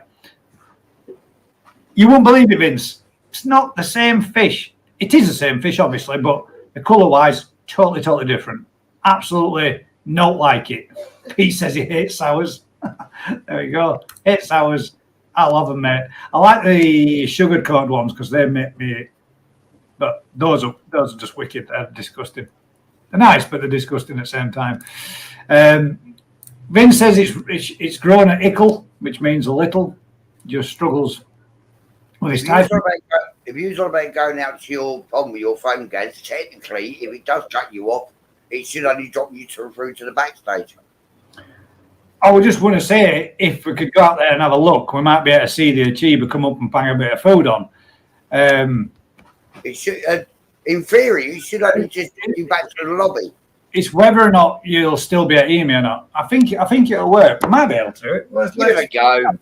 You know what? For science, let's give it a go. What's the worst that can happen? You'd all drop off the live stream and I end up with nobody here. if it's just you that drops off, we just sit here calling your names. Yeah, well, the difference being is I will not be able to hear you unless I really turn my speakers up, but you'll be able to hear me. So hopefully, fingers crossed, this works and I don't make myself look like an idiot. But we should be able to do a live Gaz's koi pond straight from the. Well, it looks like he's cut off already. He didn't get very far. Oh, he didn't get very far, did he? Just outside the back door. He's gone. Oh, so what plans have you got coming up for this summer, guys? Just like I say, my plan is to get two shower males this year. I think he's back. In a fashion. In a fashion, he is. Yeah, go on, mate. Yeah, I want to get two quality males this year. Grow them on for next spring. Can have it. He's trying.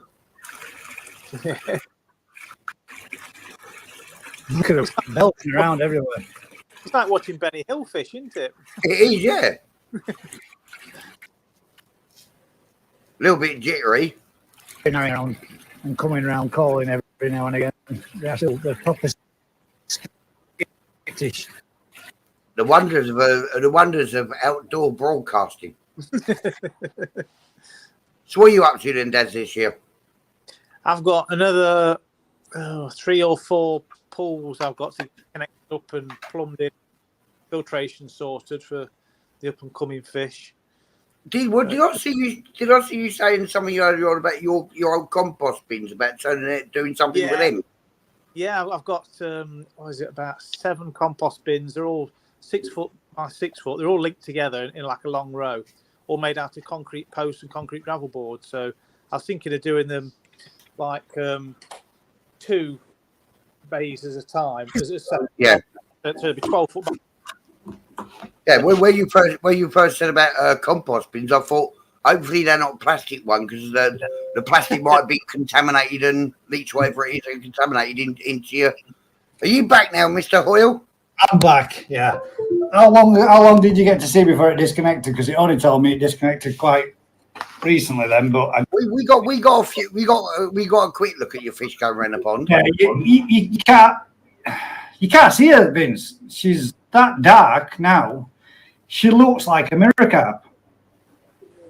She's that dark now. She's proper changed, but still looks nice. You can still see the difference.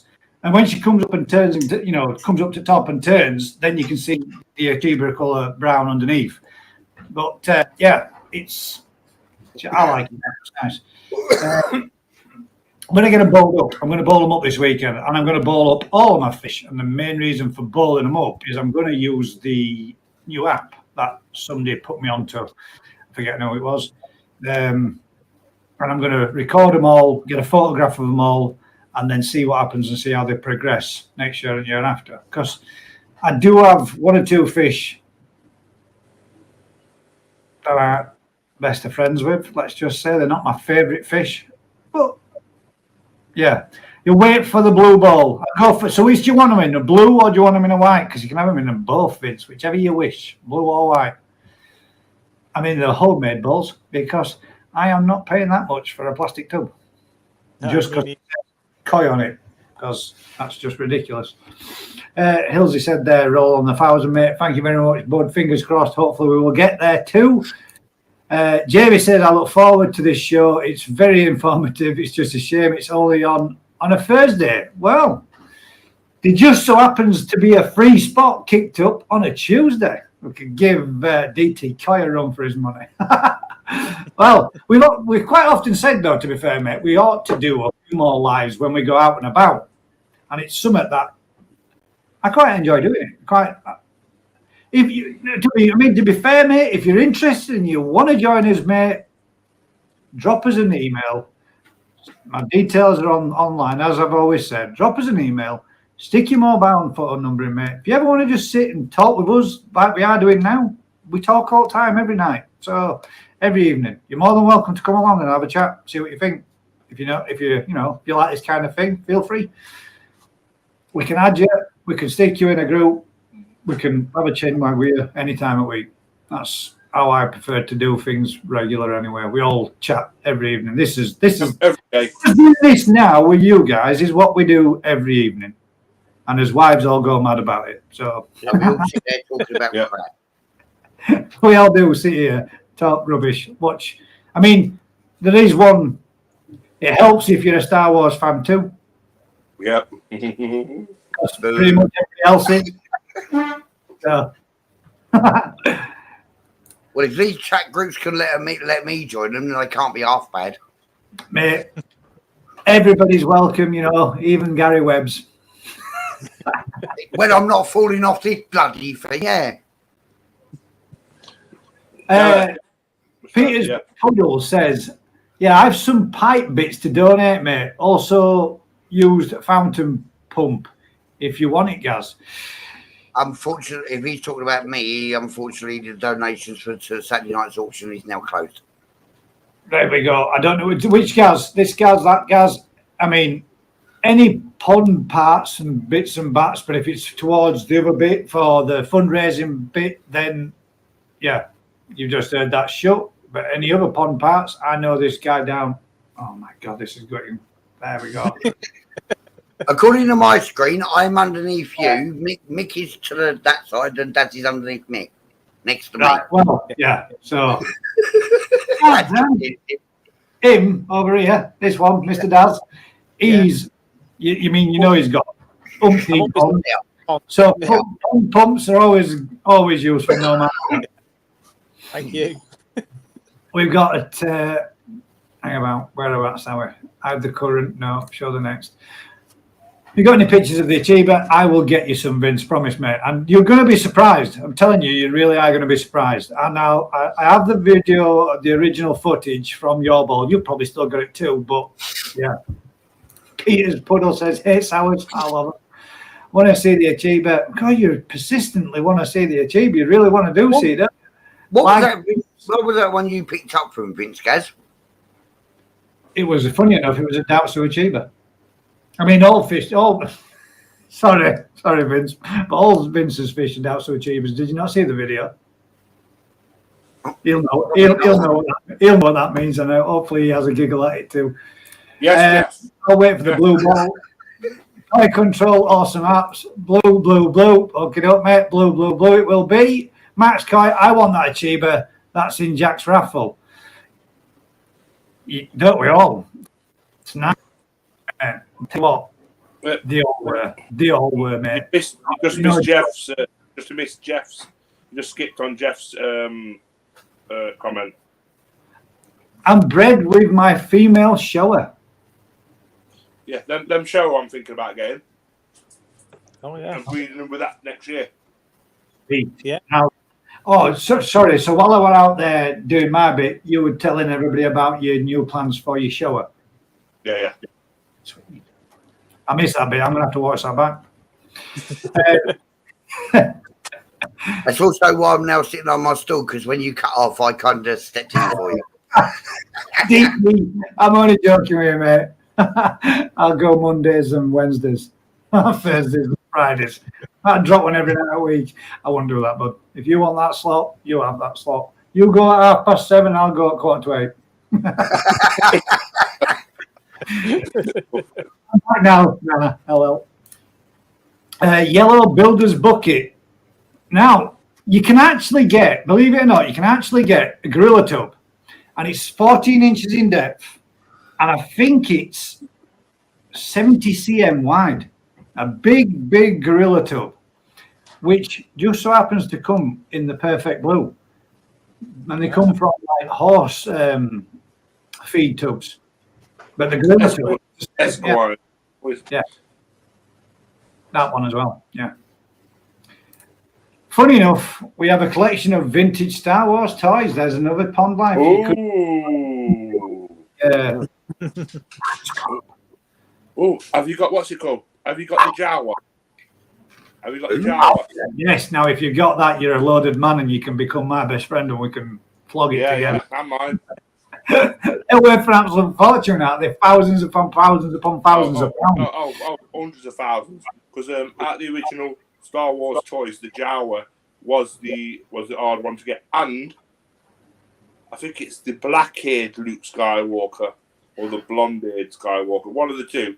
It's like really rare. There you go.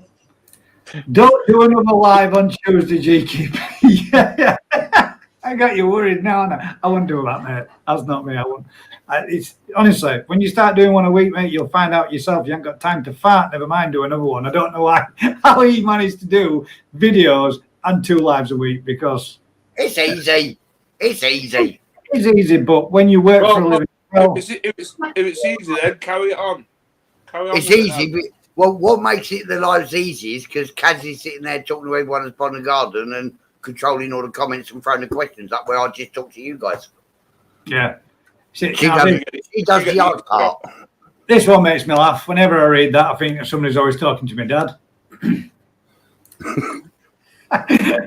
Hi, some pallet guards. If anyone's thinking of a grow-on tank, they're perfect. Fold away, then you're finished. When you're finished, and then you can buy them. And you can buy them online. Pallet.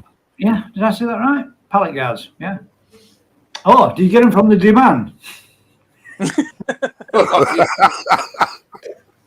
Inside joke, guys. Ask Mick to tell you about it one day. No, sure you tell it. It's funny. We can't technically, mate, because that's something that shouldn't be aired for obvious reasons. But it was funny. You had to be there.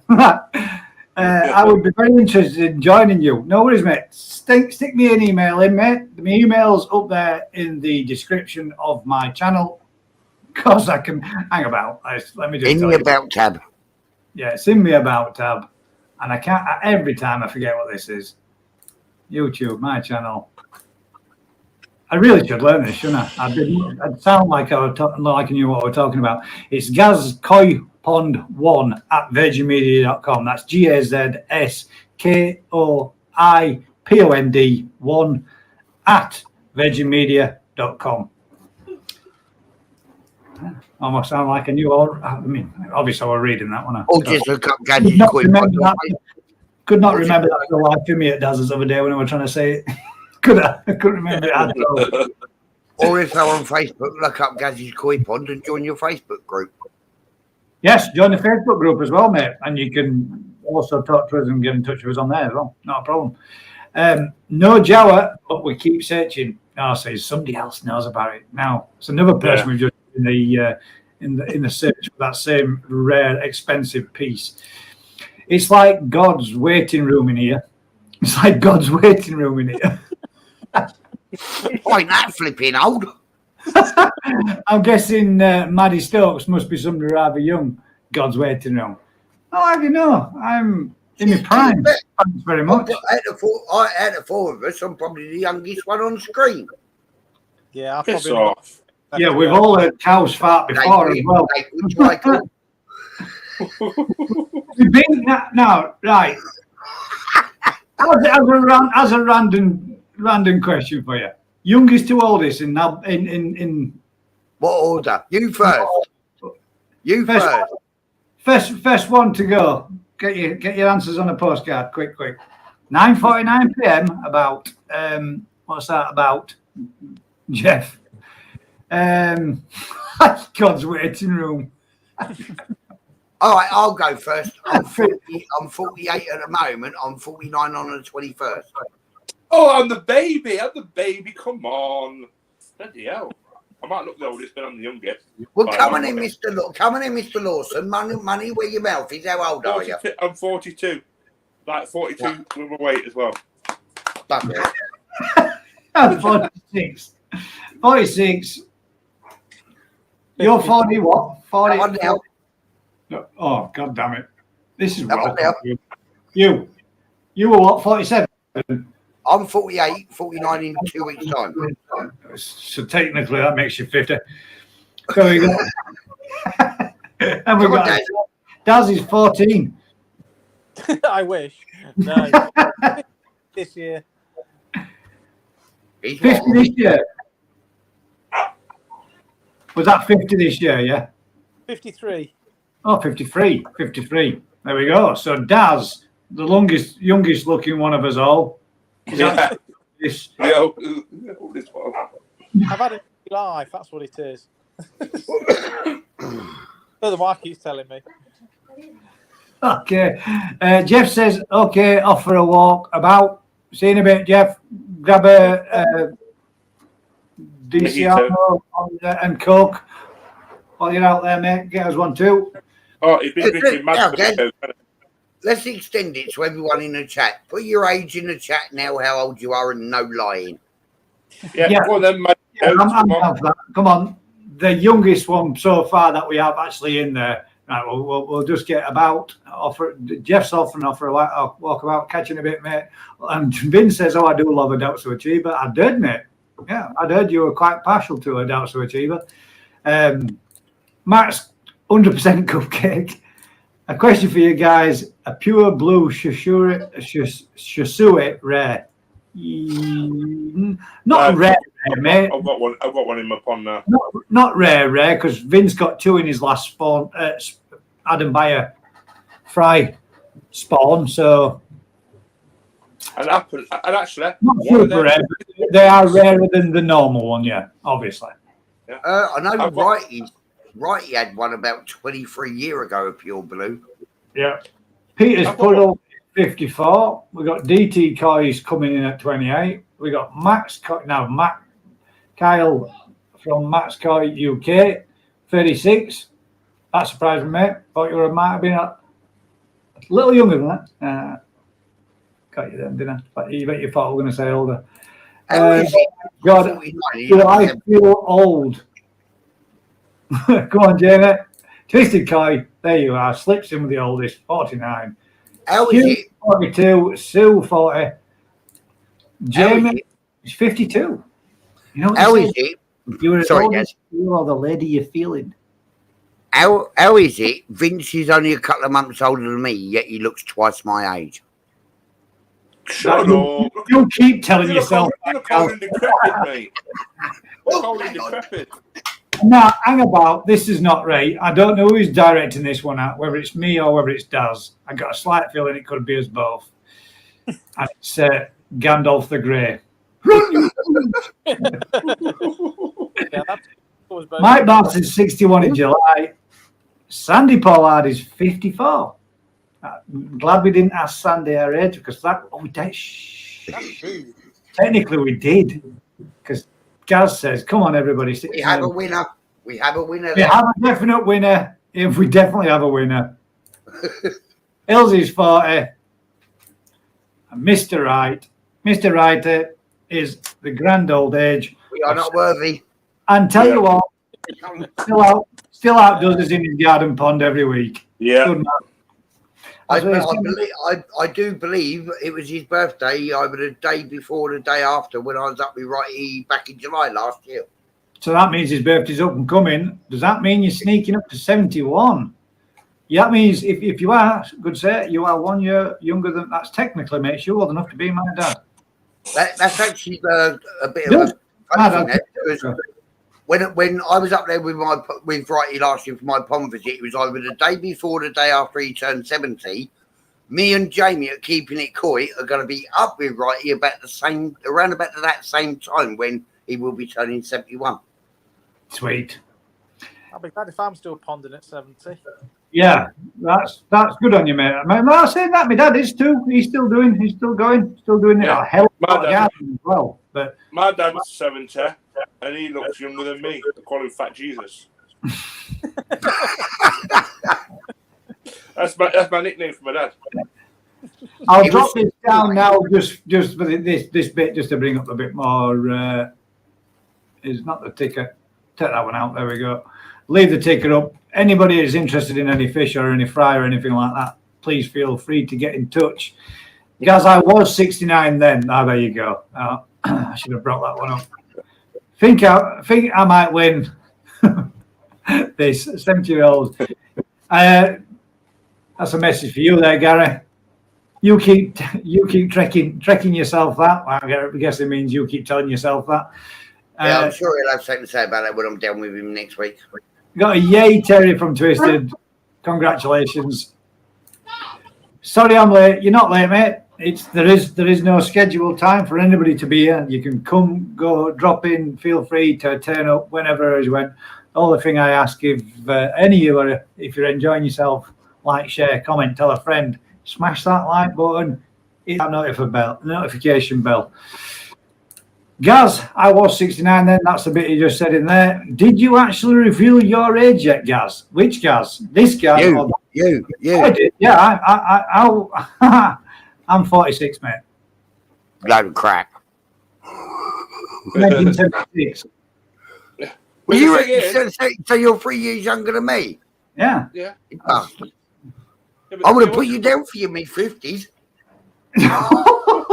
That's because of my grey hair. My hair's going grey, but I'd rather be grey than bald. But I'd much There's still hair up there, actually. Yeah. Sorry. Did you think I was hinting at your bald head? Sorry, mate. Nothing like that at all. I wasn't. But the funny question is, lads, where's the young lady that asked us who made that comment? Yes. Maddie still. Maddie still. How old is Maddie? Come on, Maddie. In the comments. How old is Maddie? That's probably. I mean, I hope Maddie is somebody really young, and I hope Maddie's into koi keeping because it would be nice to see some of the younger generation get into it. It would be cool. Yeah. God's wait. I'll be tuned in, seeing how old we all were, and then we'll log straight back out again. You have to reveal your age. That's right. You was Terry. David Cook says hello, everyone. Goldfish for you. Hi, peeps. How are we all doing this fine night? Very well, thanks, mate. Hope you're good. Plus that. I hope you trying to say I need to add some VAT on top of me. I had an hard paper round, mate, and I used to do a Sunday round as well, and a milk round, and then went straight. I've been working since I was 16, straight out there on graft. That's my excuse. I'll do a quick video, and I'll show you it works. Fingers crossed. Nice one. David Cook says hello, Vince. Ilse is laughing. Righty says hi, Vince. Now then, I think we could all do with a brew. Are you putting kettle on? Yep. Morning, birthday. What? I'm on birthday now.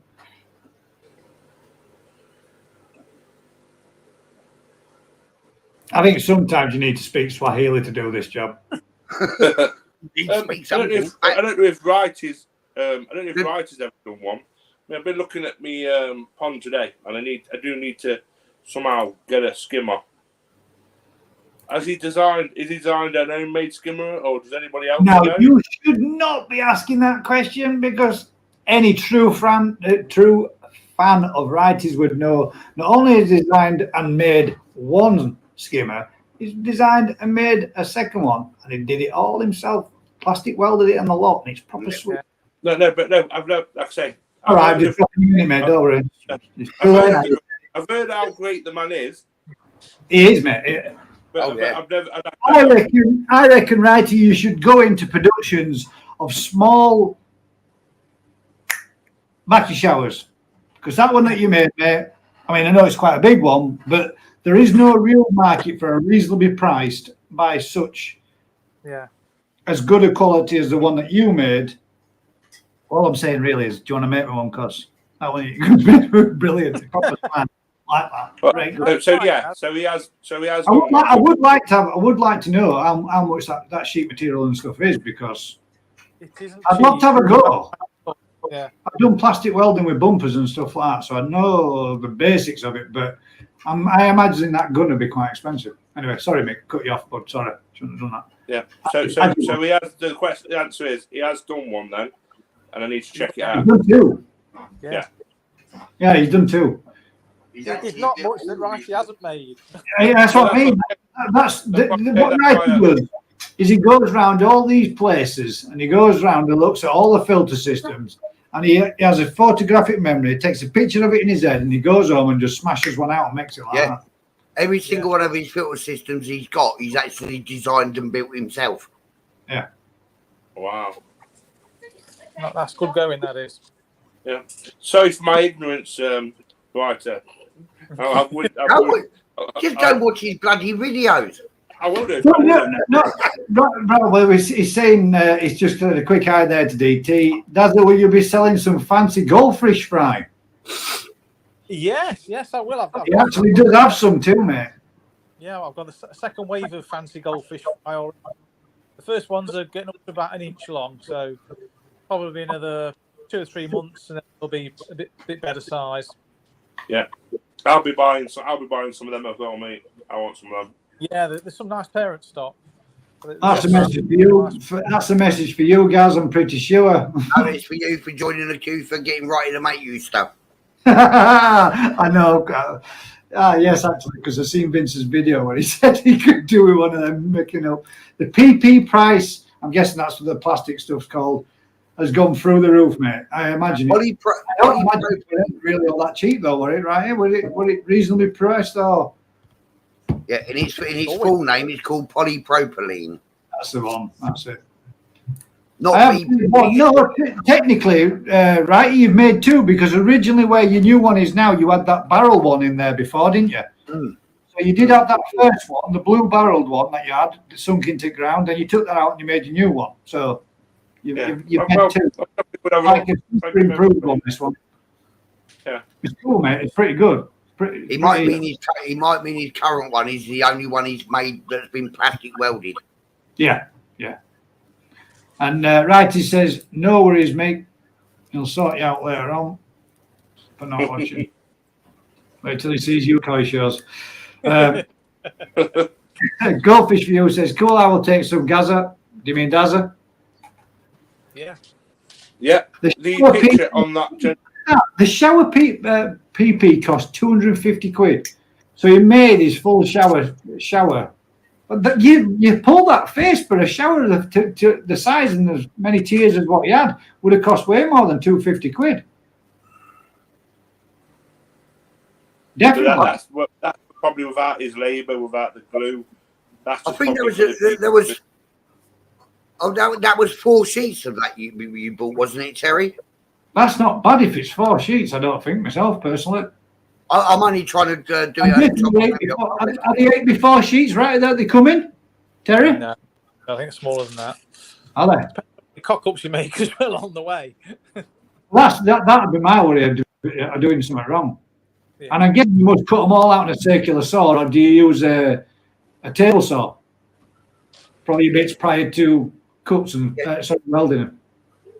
I mean, a table saw would be perfect, but Terry just said yes, mate. I think he's referring to where I think he bought 4 sheets of it.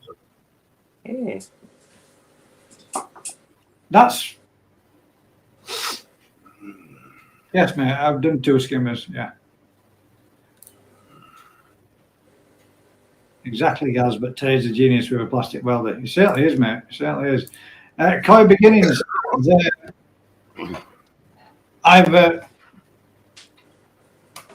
getting himself off for an early night, or he's got an early starting morning. Take it easy, bud. Thanks for joining us, mate. See you on the next one. Oh, you use a normal handsaw. Now that's surprising. He's got one heck of a straight cut. A fine tooth tenon type saw, or do you go for a normal everyday? Normal cross cut, fine tooth cross cut, and it does cut quite easily. Yeah. He's got one heck of a straight hand if he cut that with a handsaw. Yeah, definitely. Yeah, clean it up afterwards with a block plate. But yeah, that's how I'd do it. Speaking as joiner. Telford Koi Pond says, Mr. Wright is an absolute legend in the koi world, has inspired and helped so many of us to make our koi dreams a reality. I salute you, sir. Yes. You could have told me that my barrel system wasn't going to work if I didn't stagger it. Yeah, but you proved the point that a lot of people. It was that. And a lot. I'm one of these people. I want to learn and find out why. It's for I did it. Wanted to know why it did it. But Never mind all these backwards ones like Vince. Terry is one koi guru on YouTube. I will certainly take my hat off for. Yeah. There we go. You had to go put the hat on to take it off. But yeah, people like Vince. I just do that. You're very special, mate.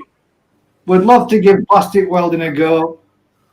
With me being a welder, fabricator, but think it would be expensive. Mate, if you can TIG, MIG, and stick, that's going to be no problem to you, mate. Because at the end of the day, most welding's about having a steady hand. Right? Well, So 12-inch backy shower, then it won't be too expensive. yeah, just make it out of 1/8 before of plastic, and you're good. Matt Coy says, "Hi, LOL. Night. Think I need the sleep. I never look at these. Look at them all. They're dropping like flies this week. Shandy pants, weights. Just no staying power out there. All these young ones, have they? They all disappeared a bit early. Just going to send you an email, Daz, about the fry. In case you're there, you go, mate. It's ticking across bottom there. There you go, Daz.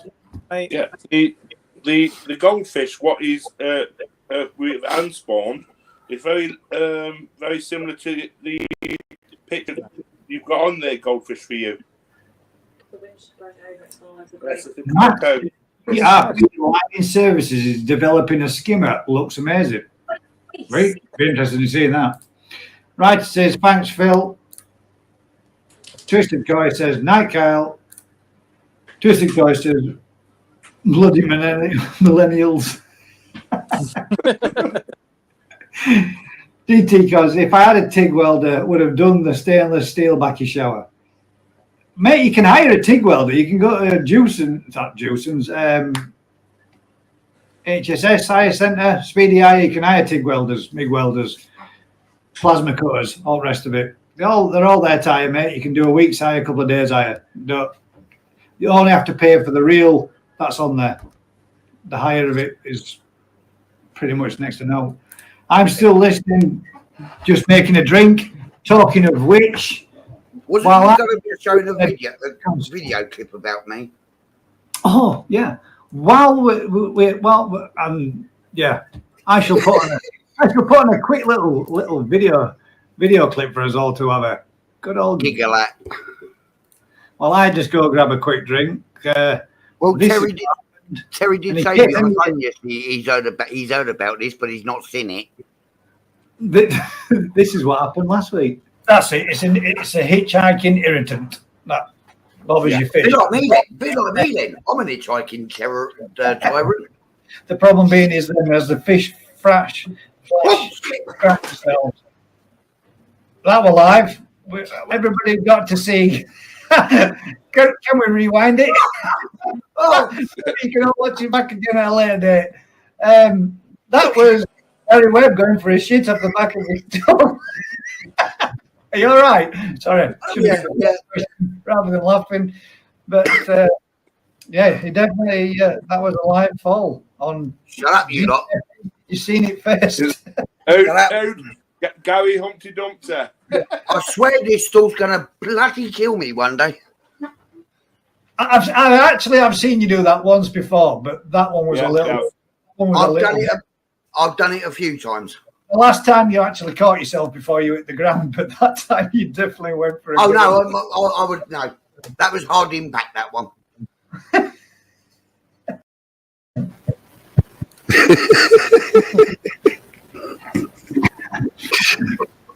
If somebody sees that now, if they watch this back later on, they're going to go, "Now them guys are good because they all just had a wardrobe change." I literally got straight back here and changed again without us even seeing it because we're all in different. Yeah, all joking and laughs aside. I hope you're all right. What's he going to do now? You watch. He'll come out in his pond and garden shirt, I bet you. Well, next time he comes on my channel, we have his pond and garden t-shirt on and he's fired anyway. He's gone for his hard out. Yeah, it's gone for a full arrest kit. Yeah, hey, there you go. Superman just spins around in a wardrobe, comes back out, dressed black cap on earlier and all. Right, where are we at now? Oh, fuck, hang on. I can't pick up again. Shit. It's the price of the stainless steel, mate. Yeah, it's the price of everything nowadays. Everything has gone up so much, it's disgusting. Before I go, 30 in the room, don't forget to like and leave. Like the live, guys. Yeah, it'd be appreciated, guys, if you could help. The more you like, share, and subscribe, and all the rest of it, the more my channel grows. The more I can get out there up to the higher and bigger figures, and hopefully one day get to be up at the monetization and perhaps maybe make a little bit of something from doing all this. As a bit of fun. Watch out, the wife's in the chat box. If I ever do get to the 1,000, if I ever make a little bit, it'll be towards the food for my fish, and that to me will make it more than worth it because I enjoy doing it regardless, either way, one way or other. We've got Pond and Garden that says PM. Here we go. PMFSFL. P my frigging self frigging laughing. Keith says, does anyone know anything about Trident upflow filters Nexus 320? Yep, they're expensive, they're extremely big, and that's probably about it, mate. Because I don't know much about them, but I know they're massive. That 320 I seen in that shop, I realised just how big they were. Them things are huge. Yeah, bigger than your pond, probably. Yeah. Is that another? You, somebody else that's going to have a go now because of my puddle. Makes you laugh out somebody having a puddle and then you see the size of their pond and it literally is like a bucket. Up north, Koi Sai says that pond nearly done. Kyle, has he gone? I think he might have logged off. I think he went and said he was going. Maybe. Telford Koi Pond, you guys going to the BKKS show in Coventry on the 2nd and the 3rd of July. I think the next one for us that we're all going to will be the growing show for Jacks. Yeah. And then after that, I think the next one after that, I think is the Newark show. Is it not? I think it's the Newark show before the BKK. So I definitely will be going. Me and Mick and some of the guys, we've all said that we were going. So I would imagine we're going to be pretty much of all of them, Phil, to be fair. Yeah. Mick's never been to none. Don't know. You've been to one, haven't you, Daz, before? You've been to him before, haven't you? Yeah. Way ups. we have a special appearance all the way from Spain. This is a live stream. Hopefully, technically, he's got a good connection because I'm going to bring and introduce you all to Jeff, the gentleman who provided me with a pond liner for the future pond build to come. Hey, Good evening, Jeff. How many drinks does he want? This is a bit now when he actually realises that he's just smashed all those drinks in a day. My Lord. Does he even? Good evening. Sorry. Oh. That's the best thing you can do is just stack all the glasses up. Is that how many you've had just in the last half hour? 3/4. So you're on to a good winner. I thought you were going to take it easy tonight because you got flight on tomorrow. No, the cleaner didn't come this morning. These are from last night. No, They're still here from last night. All right. So you're live, so do us a favour. Please do not swear. No problem. I don't anyway. And the next thing is calling the dancing girls. You've just, I tell you, I tried to connect earlier before, and I was going to give you a live stream of us, you know, about out and about, but I didn't get a good enough signal. It just kept cutting out. Have you had good weather today? Has it been nice? Has it been nice? Yeah, 32 today. Oh, 32 degrees. Oh, It's still 24 now. Wow. Wow. Been I on the wish. slides today. Sorry. Been on the slides today. The water park. Oh, yes. My daughter did do a video of me on that big slide.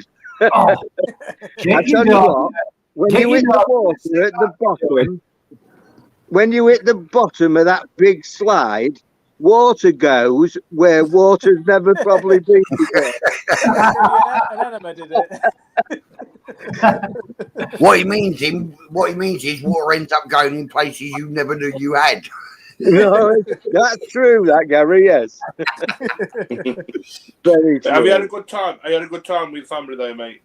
Yes, we have. Yeah, really good. That's great. Now, your plan when you get off that plane and set off in the car back over home are to do what, hopefully? Is it still on? Are you still on for doing what you hopefully intend to do? Picking up your fish? Yes. Yes, I've got to ring him when I land. Sweet. Yeah, I've got to ring him when I land, just to check, make sure Danny's all right, you know, to box them up. And then, yeah, pick the fish up from Danny's. It just saves me another journey. It means I've got to come back again. It's on the Saturday to the same place I'm. For all those that are wondering, there's obviously Jeff to the Poland koi trip with us as well. And in fact, Jeff, while we've got you on here, you can tell people what you think about it because, I mean, everybody heard what we thought, me and Daz, because we were there and I've done the videos and it come out. What were your opinions on it? What did you think to the... Oh. There you go, guys. His face said it all, didn't it? It was just actually unbelievable. You know, you could ask anything you wanted and they would tell you. You could go where you wanted. You know, it was just, you could do anything you wanted to do. Yeah. At one point... It didn't feel like... Go on. At one point, she gave us a bucket of food and said it'll save me a job. So off we went, just feeding the fish. Yeah. Brilliant, wasn't it? Absolutely brilliant. Yeah, but the thing is, what people don't understand, they've probably seen your videos, they've probably seen Jack's videos. There's not even a quarter of the place was shown. No, 100%. Definitely wasn't. 47 acres of ponds. Yeah.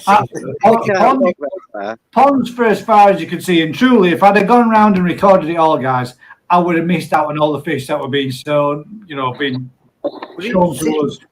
62 ponds they got there, isn't it, guys?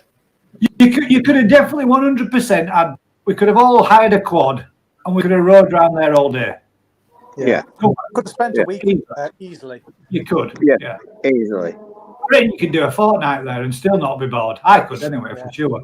Just looking at, I would have loved that. That's what me and Daz were saying, and Jeff was saying. We'd have loved to have been there at first sunrise to see, because there was so much around there, so much nature, some big birds that were flying around. There were buzzards coming over the top. There were big cranes coming in. And it was amazing to watch. I would have liked to have been there to see what else were there early doors in the morning and seeing if there had been any deer coming in. Yeah. It's beautiful, absolutely stunning. I actually got a video of that buzzard flying over the top. When it was going over that wood. It was massive, wasn't it? Oh, it was huge, yeah. And the cranes and what have you, he said, oh, no, we don't bother about the cranes because they eat the frogs. Yeah. And you saw how many frogs. You got, honestly, as you were walking on the edge of ponds, you've got to be careful where you put your feet because they didn't move till last second, but they were just camera shy. We put a camera near them, they were gone instantly. But you could almost stand on them and they didn't even move. Yeah. One pond stood by, the pond looked green, there was nothing in the pond. And then we just chucked a scoop of food in and the pond was yellow. That pond just turned yellow, didn't it? Yeah. With all the fish that was in there. But it was empty. Oh, shut kids out before they bleed each other. Yeah, well, it was something else, wasn't it, mate? It definitely was. And honestly, for me, it was a lot to do with the company as well. It was brilliant. We all had a good laugh. We all had a great time. We did, yeah. Everybody back each other. And I think if you go there with a good group of friends, you could have a great and a lovely time. So no offense and thinking either way, one way or other. You know, however you go, however you get there, or you could do something similar to it, get out there and do it, guys, because it was amazing. The quality of the fish, was just unbelievable. Well, I've come away with a few. So many. And left one behind. Yeah. Just a few. Until you might end up having to get a bigger pond with that one that you've left behind, depending on how much it grows. Because you want a small fish already, what 45 cm, and you've left it there to do another year's growing, so it could end up being 65-ish. Yeah. I think it's going for breeding purposes. If you look at those Karashigoi, the Karashigoi were 55 cm in 11 months old. Yeah. That was unbelievable. Crazy. Yeah, when Merv said, they're only 11 months old. 10 or 11 months old. I'm sure he said they were 10 or 11 months old. But he did. That kind of size on a fish in 11 months. Yeah. That's it's like as I've forgotten. When he said to me now, Brandon, when we went to Koi shows, he turned around and he said, to get to fish to that side, you must be feeding them bacon sandwiches. So they must be wanking a lot of bacon sandwiches down them thing. Lee Hadfield. It probably made me giggle when he turned around and said that. Even our Brandon's laughing in video when he said it to him. It was funny. But some of those were like, 89 and 90 cm fish when we were at Koi show. It was stunning. Well, let's have a quick look through some of these comments and do a quick catch up. This does feel weird. This to us guys, this is like nearly every normal chat night, isn't it? Normal chat. Yeah, it is. always talking together anyway. Twisted Guy says, evening Si, when do you get the new shower, or when do you get the new shower? And he's put, I'm going to be up there, Phil. So Si's going to the Koi show. Twisted Guy says, yes, Phil. Jamie says, I have a question. If you could modify your pond, what would you change? Question to all five of us. Personally, mate, the whole pond, because I'm going to be. The whole system, because I just have done. The whole fillet shed, because I've just made it kind of made my garden shed into a dual purpose. So, yeah. As we're closing our small pond down, what I'd actually do is dig that one up, knock Caroline's greenhouse down, and make a big L-shaped one. Yeah. But don't tell Caroline that. I was just going to say, I don't think Kaz would like that, Gary. Yeah, don't tell her. Well, if you were an L-shaped one, it'd give you two places you could push her in. Yeah, you should play some. No, knowing Kathleen, she'll push Kathy one side and me in the other. I'd go bigger. I would. You'd go bigger than already 26. Listen to this, guys. Bigger, mate. Go bigger than 26,000 litres. He's already got 26,000 litres, but he'd go bigger. Yeah, well, there you go. 26,000 litres and he'd go bigger. What about you, Jeff? What about me? I'd go bigger. I'd definitely go bigger. How many thousand yours? How many what? How many thousand litres yours, or is it gallons, you know? 7,780. It's only about 1,600 gallons, something like that, isn't it? Thereabouts. What about, so Gaz would go L-shape. Daz, I mean, I would say go. I don't think as much Daz can change, really. He's got a koi farm, guys. So, I mean, All he's going to do I've the got a mud question. pond. Bigger anyway, because it's like two of mixed ponds. So what's that? 26,000 litres, 52,000 litres. That's So Daz is going to go bigger than Mick's. Yeah. So Mick's going to have to take half of his new planted garden out to go bigger, and his garage.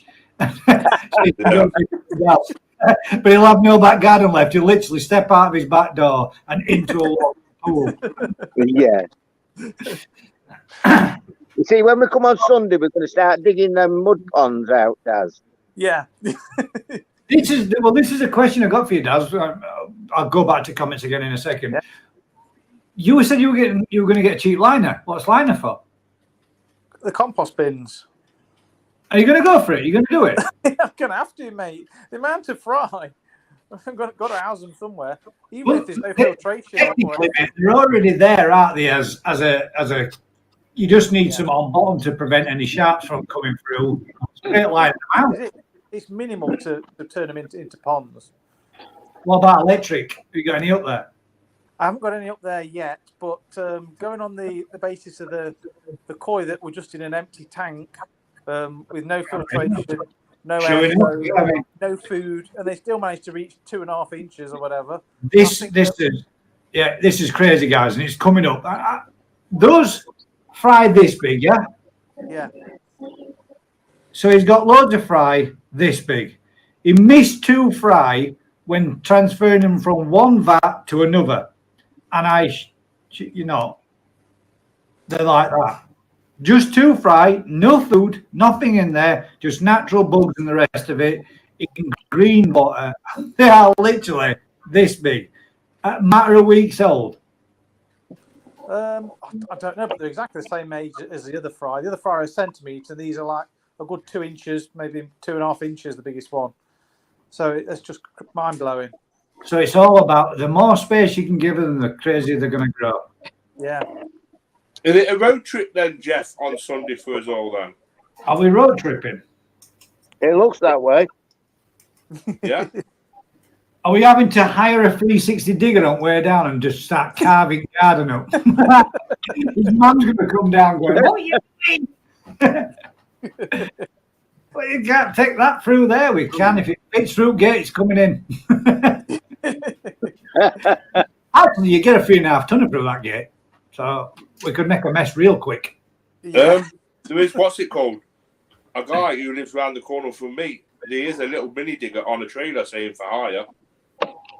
Oh, this is sounding scary. Oh, we could be digging some real holes, guys. We could be making some real digging. I used to operate 360 diggers.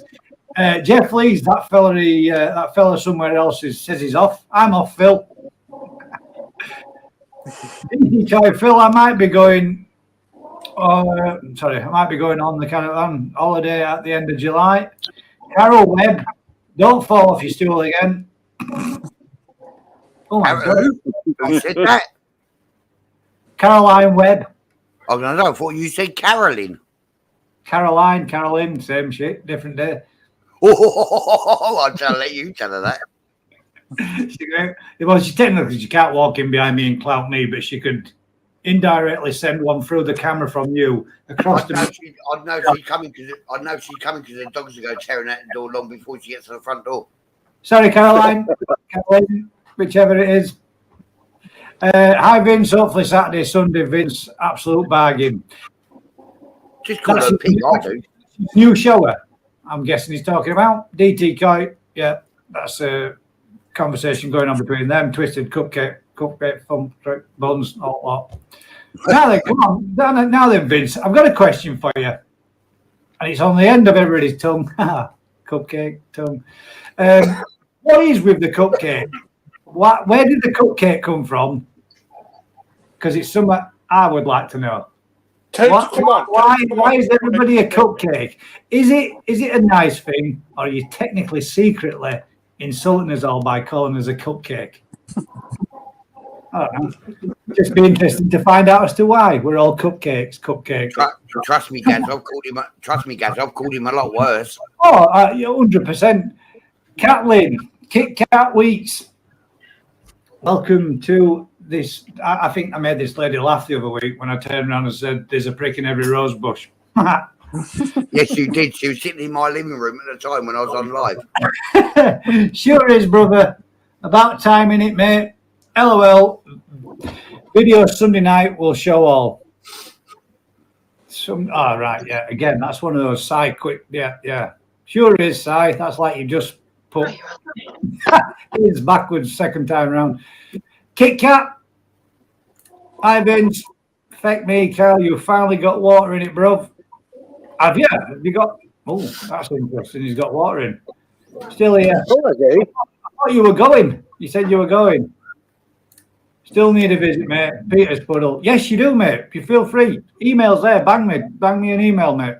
Oh, I don't want to give my number out online. Stick it on there, mate. Drop us an email, bud. I'll send you a number. Give us a bell. We can do it anytime. Anytime for me. You're local, mate, so we can do it anytime. Newark is the 27th and 28th of August. Are you going, Mike? If you are, I will see you there because I'm definitely going to that one because apparently it's different. It's never been done before. It's supposed to be the all singing, all dancing. I hope it is. And I hope to see some different fish there. I hope that when we go this year, it's not the same fish repeatedly, year in, year out, because I think they should do some smaller size fish, like toasai only, so people can bring some in and have that special looking fish that might be coming somewhere else. I'd like to see just a toasai only show. What is going in on Saturday? Wow, you've smashed on with that then. Gary belly dancing again. No thanks. No. I don't want to see that again. That's an image that's permanently scarred the back of my retinas.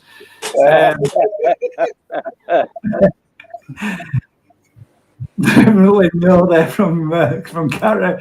And LOL from Caroline Webb. Yes, Kaz. Let's LOL. Got to keep the GKP entertained. Absolutely, DT Coy follows that from back.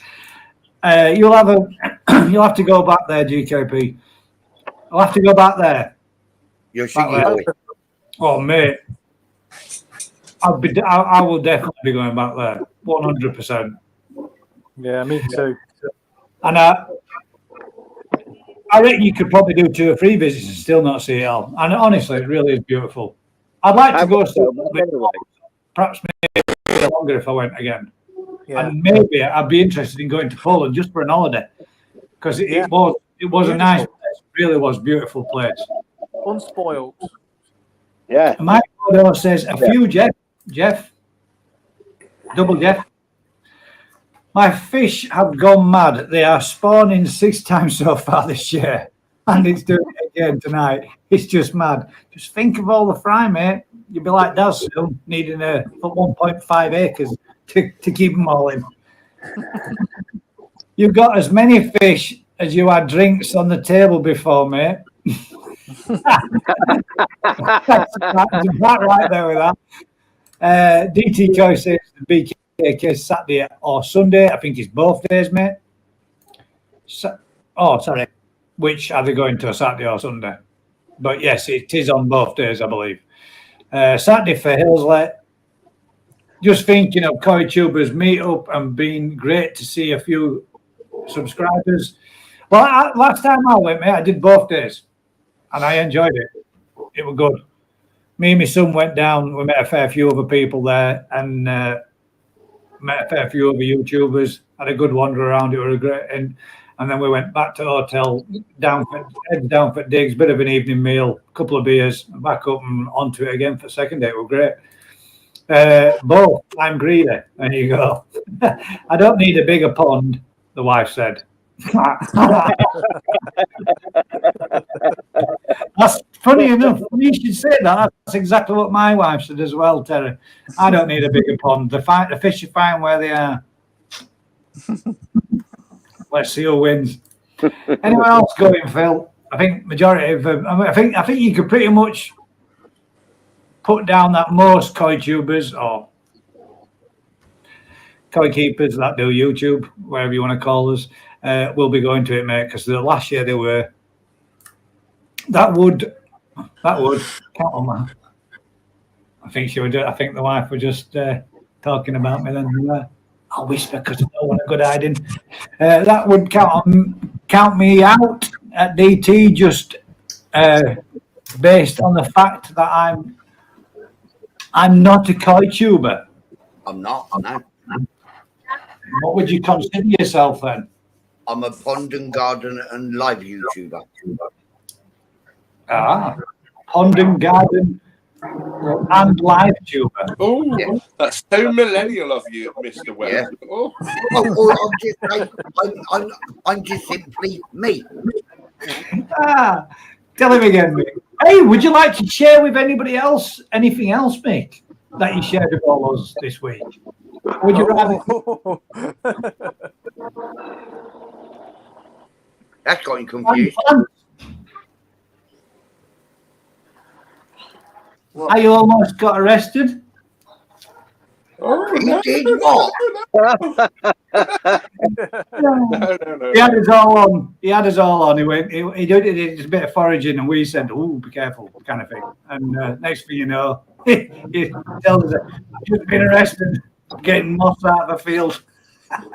Arrested for getting moss out of the field. Yeah, he didn't, but he made out to us that he did. But we never. Looking for anything in particular, Phil? Are you looking for anything in particular, Phil? Give our Gary your YouTube koi tuber and koi garden and garden tuber. Garden tuber. There you go. Them guys can have their own conversation between themselves. Good night, everyone. Sleep tight. Sleep time. I thought I said sleep tight then. Good night, Dale. Take it easy, mate. Thanks for coming. Right. Thanks for watching. Cheers. Off my arse off P&G Yorkshire tea. And a chair tester, Gary. Cheap chair tester. Oh. What Gary requires is, I said to him the other day, he wants a normal chair with a seatbelt fitted with airbags. It definitely does. It's pond and garden crash test dummies now, isn't it? Yes, it is, yeah. I did start off tonight, Jeff, with you sitting in the deck chair there. Yeah, I did see. Gary says more like the chairs test me. Everyone, where I'm from is what? Everyone where I'm from is Duck. Yeah. Same here at Nottingham. That's a everyone's called Duck. thing. Me ducks. Yeah, up North Koi. You're from Chesterfield, are you? He's South Yorkshire. Yeah, Chesterfield. I'm sure. So it's that kind of a thing then. Yeah. About 3/4 of an hour from me. Yeah, it's not far from me and Dad either. Yeah, Vince calls everyone cupcake up there. They call everyone duck. That's why that's a quackers. Yeah, we do it in Nottingham as well, but. Check this one out. This is funny. Gary didn't fall off a chair. Has dropped a fiver. Good one. I like that. Cheers, Terry. DT Coy says I'm off to bed. Early start tomorrow. Catch you later, mate. Good night. When you've gone again, I'll start talking about doing my live show on a Tuesday. Yeah, I said drink.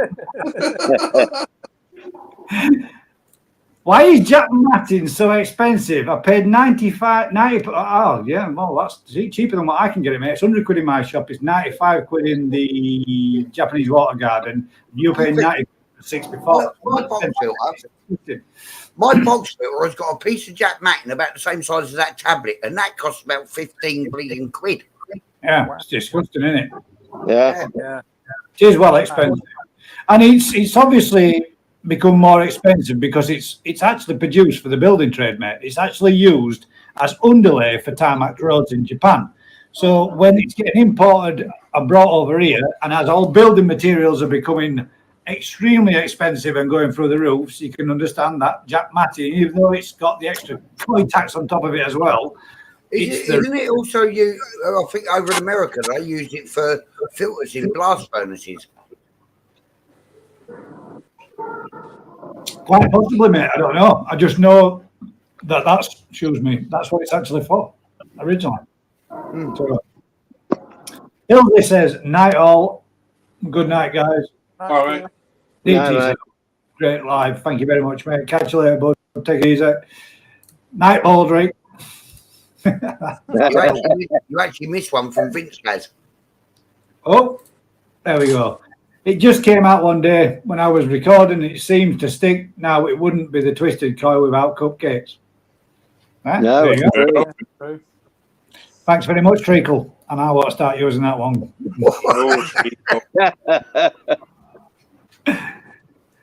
Sugar. Well, guys, we are pushing up to 20 to 11. And as most people seem to become in shandy pants or lightweights and disappearing off the bed, I think it'd probably be a good time for us all to probably do the same.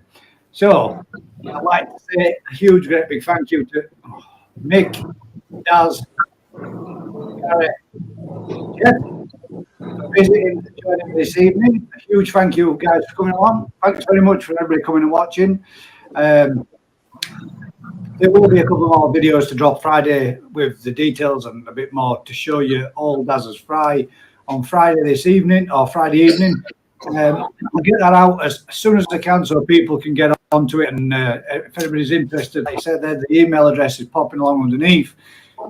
And until next time, guys, if you could do me a huge favour, like, share, subscribe, tell a friend. And until next time, guys, keep smiling and I'll see you all. Can I very, very quickly, guys?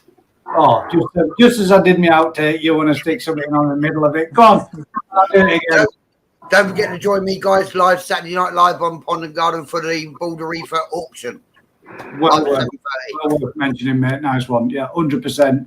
As I said, guys, like, share, subscribe, tell a friend. Till next time, keep smiling, guys, and I'll catch you all on next one. Take it easy. Thanks very much. See you all soon. Cheers. Cheers. Right.